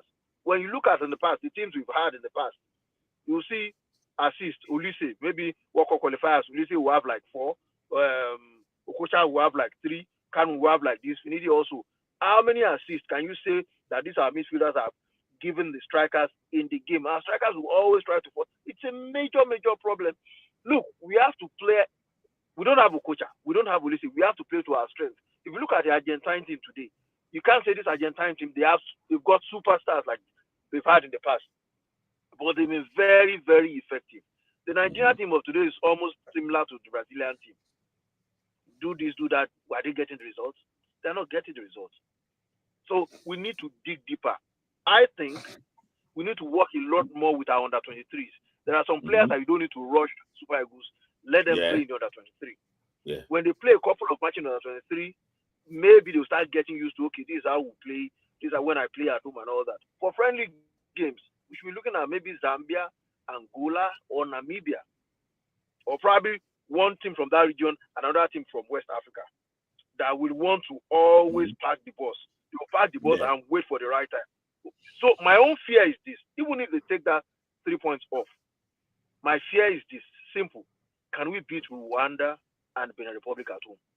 Yes. That's another tip because those matches do easy. One more thing. Attention to details of the part of the NFF is also something. If you look at the turf, is the ball moving quicker on that turf? Yeah. What is the grass? Maybe the inches. Maybe coaches in Europe will say no. Like I can't remember what that game, maybe against Real Madrid, the coach said it's because of their turf. That was why we couldn't really move the ball quicker, because the grass was too, probably the way the contrast was too high or something. Yeah. I think the ball is not moving faster. The way the players want it. But they are professionals, they should be able to adapt. Because when you go to play away from home in some places, you have the same experience. But you have to play, you are professionals, you should be able to adapt. Yeah, I also think that the NFF should work on the pitch before September and realize that it's in a good condition. Guys, I've overshoot my time now. And IoT, it's been a very tough. Let me round up. One minute. Ayo, Ayo, that Osimhen goal very difficult. You cannot compare that thing's goal against Mali. That Osimhen didn't have clear view of that ball. When quick thinking to even go down to not the ball, you have to give it to him. So Elvon D, let me ask you: if Osimhen missed that chance, would you come here and say, "Well, it was difficult"? I will not blame him. No. Okay. He didn't have. Go and watch. I watched different videos of that goal. He didn't have a clear view I've watched that goal over 40 times at this point. There is no. Go and watch it in other videos. People that were at the stadium that posted it. He didn't have a clear view. You have to even think quickly, like, let me go down and not the ball. Sorry. You can hesitate and still miss that chance, even at that moment. Because I've seen even top strikers even miss even more easier goal. So that's why I don't agree that easy. No, Mr. Kingsley, my own thing is that I don't think because somebody has missed an easier chance does not make this chance to not be easy. And for me, maybe I am harsh, but I watched that goal. Maybe, but I've watched that goal so many times. People don't cut a player like Jackson misses that chance. People don't cut him slack. But we want to say for Osimhen, it wasn't too easy. I don't see it. For me, there is no reason why somebody on the national team of Nigeria should, whether you're a defender, you have to score that goal. That's it. I'm sorry, Elvon D, I wanted to say something because you addressed me when you were speaking. I forgot what you said exactly about Simon. See, for me, yes. So for me, I look at that Simon one. See, did Simon have a great game? No, but I feel like he had a good game. We're not using situational analysis at this point. If you are criticizing him, we're using hindsight analysis. We're using the fact that we didn't win the game to say, okay, well, he should have done this in those moments. But if we take it situation by situation, he created more than enough chances for the game to be won. So we cannot now stick on the ones that he didn't do so well and use that to bring down his overall performance, in my own opinion. Okay. I think in my own opinion, I think the team they studied the team. I think the Zimbabwe coach did a very thorough. That's why sometimes you change your system. You don't play the same thing all the time because your opponents study your clips and fashion out a strategy. If you remember AFCON 1994 final, Amunike didn't play any of the games. That finals, Westerhoff brought in Amunike in that final. That was what disorganized Zambia because they were already watching the video clips to know that Finidi George was operating from that right flank. Then if you also remember the Champions League final, 1995, Ajax and AC Milan. Normally when they remove Kano, they bring Kluivert. They remove Kluivert, they bring Kano. That finals, Van Gaal started Kano and Kluivert the same time and confused AC Milan. He didn't pass them. Was he? No, he started the two of the guys watching now. He brought the two of them almost the same time. Normally, he didn't do the substitution of removing this person and bringing the other person. He did, and that was what confused. You see, Kluivert was the person that scored that goal. But normally, this is my historian, this is also my historian. IoT, I'm telling you now. If let me say my excuse, if I don't score it, is because I don't practice football every day. But I am not a professional, so if you don't, you can practice football every day and still come there and miss it, because the people that I remember penalties. Let me give you example now. Drogba missed penalty AFCON 2008 or 2007 against Egypt. Drogba missed penalty. 2012 against Zambia. Drogba missed penalty. Then Champions League final now against Bayern. The same Drogba still scored a penalty. So, but then if you also, even the Salah missed the penalty that cost Egypt the last World Cup playoff against Senegal. But the same Salah has been consistently scoring that penalty for Liverpool most of the time. So you can come at that crucial time and miss. So it doesn't mean, that's why I say that I don't agree that any goal. But since we like, don't worry. If by God's grace we will jam in Morocco, we will find field. Give me 5 crosses of that kind of cross inside the middle of the net like that. I will score. You know what you do? We ask line to go and cross it to your line. I know will not come across to us during AFCON. On their free day, we just ask him to come on their free day. Anybody can cross that ball. I'm telling you, 3, 4 out of 5, I am guaranteeing. Yeah. And I'm a center back. Crossing that ball is one thing, and another thing is being able to hit it, because he can decide to use leg to play that ball. That is an instant. So if being knowing what to do at the right time under that crucial moment is a plus, because you can hesitate and miss that ball, even though you got a clinical finisher. Yeah. Thank you guys. I don't have enough time. So thank you, Mr. King, for joining. Yeah, there was something you were saying the other day that you believe the Ekong was. Just a minute, you were saying that Ekong was. To me, I didn't blame Ekong for that. I blame Ekong for that goal, but I believe that guy saw that chance and took that chance, and he could have taken most defenders. Yeah. All right, thank you, Mr. Kingston. Let me just doubting me. You people should let there be financial incentive so that I'm gingered. I will practice.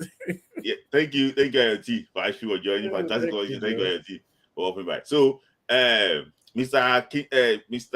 Tosin David, thank you for your gesture. I actually will appreciate it. That's my guy, and also Charles Onwana. Thank you guys for actually thank you for your contribution. Really appreciate all of you. Really appreciate you. Thank you guys. So the debate is now for you. Is this Victor Osimhen goal easy goal? Yes, he said it. He said that we knew how intense Nigeria. So they play, and we know they will get tired. So we could try something. Yeah, I agree with that because of the high tempo we actually will play. So now, guys, you can now debate it. Is this easy? For the slow motion, but for me, I know exactly that it wasn't easy go. You guys can actually you can actually debate it, and she was commenting in the comment section. So if you don't have money to contribute today, you don't send us a sticker. You can still click on the super thanks logo on the YouTube and actually give us something. Thank you guys I appreciate all of you. Charles, thank you for always supporting.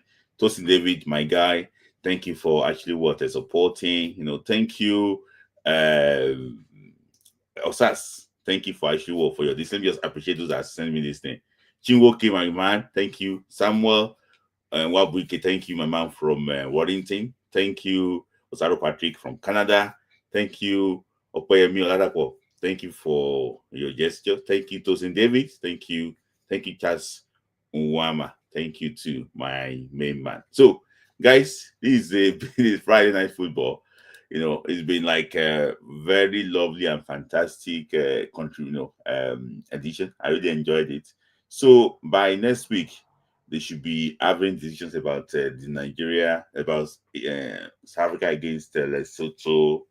Then we discuss more about it too. Oh, Twindai, are they deducting? Yes, they are. It's not this thing. They are deducting it. We come here and pop champagne and celebrate it. It's not when they are. Take it now from me. They are. Is the rule is the rule. There's no ifs or buts. There's no technicalities at all there. There's no ifs or buts that deducting it. So thank you guys for your support. Thank you for the support. So we're looking forward to the June window. And also, so after the June window, we start our countdown to Nigeria versus Rwanda, and also Nigeria versus Rwanda, and also Nigeria versus Africa. Oh, thank you, Charles, again. It is very hard. It is not an easy go. Yes, thank you, Charles. Charles already says it's not an easy go. Thank you, Charles, for IoT. Charles says it's not an easy go. So, guys, it's been a very, very lovely, conversation from having IoT to my man Sean Opie, to Henry to Mr. Seed. Thanks for joining, Mr. Seed, to Mr. Patrick, to Emmanuel. Very intelligent contribution to my man Oladipo, to everybody that actually was contributed. My man, kind man too. Everybody that actually was contributed, really appreciate you, all of you for joining. It's been a very, very wonderful. So no matter how it is, at least, and we know that Victor Osimhen's goal already actually give us that 1 point, and that 1 point might be one of the best 1 point to even get in this qualifying series, because a win against Africa will take us level with South Africa, and we now have against Lesotho, and also against Lesotho, and also against the Benin Republic in our final 2 games. So, guys, that's the Friday Night Football. I will see you again on next Friday. Don't forget to join me with IoT on Tuesday when we discuss about what's it called, the Nigeria FC podcast. So, guys, I really appreciate all of you. Thank you for your support. So, yeah.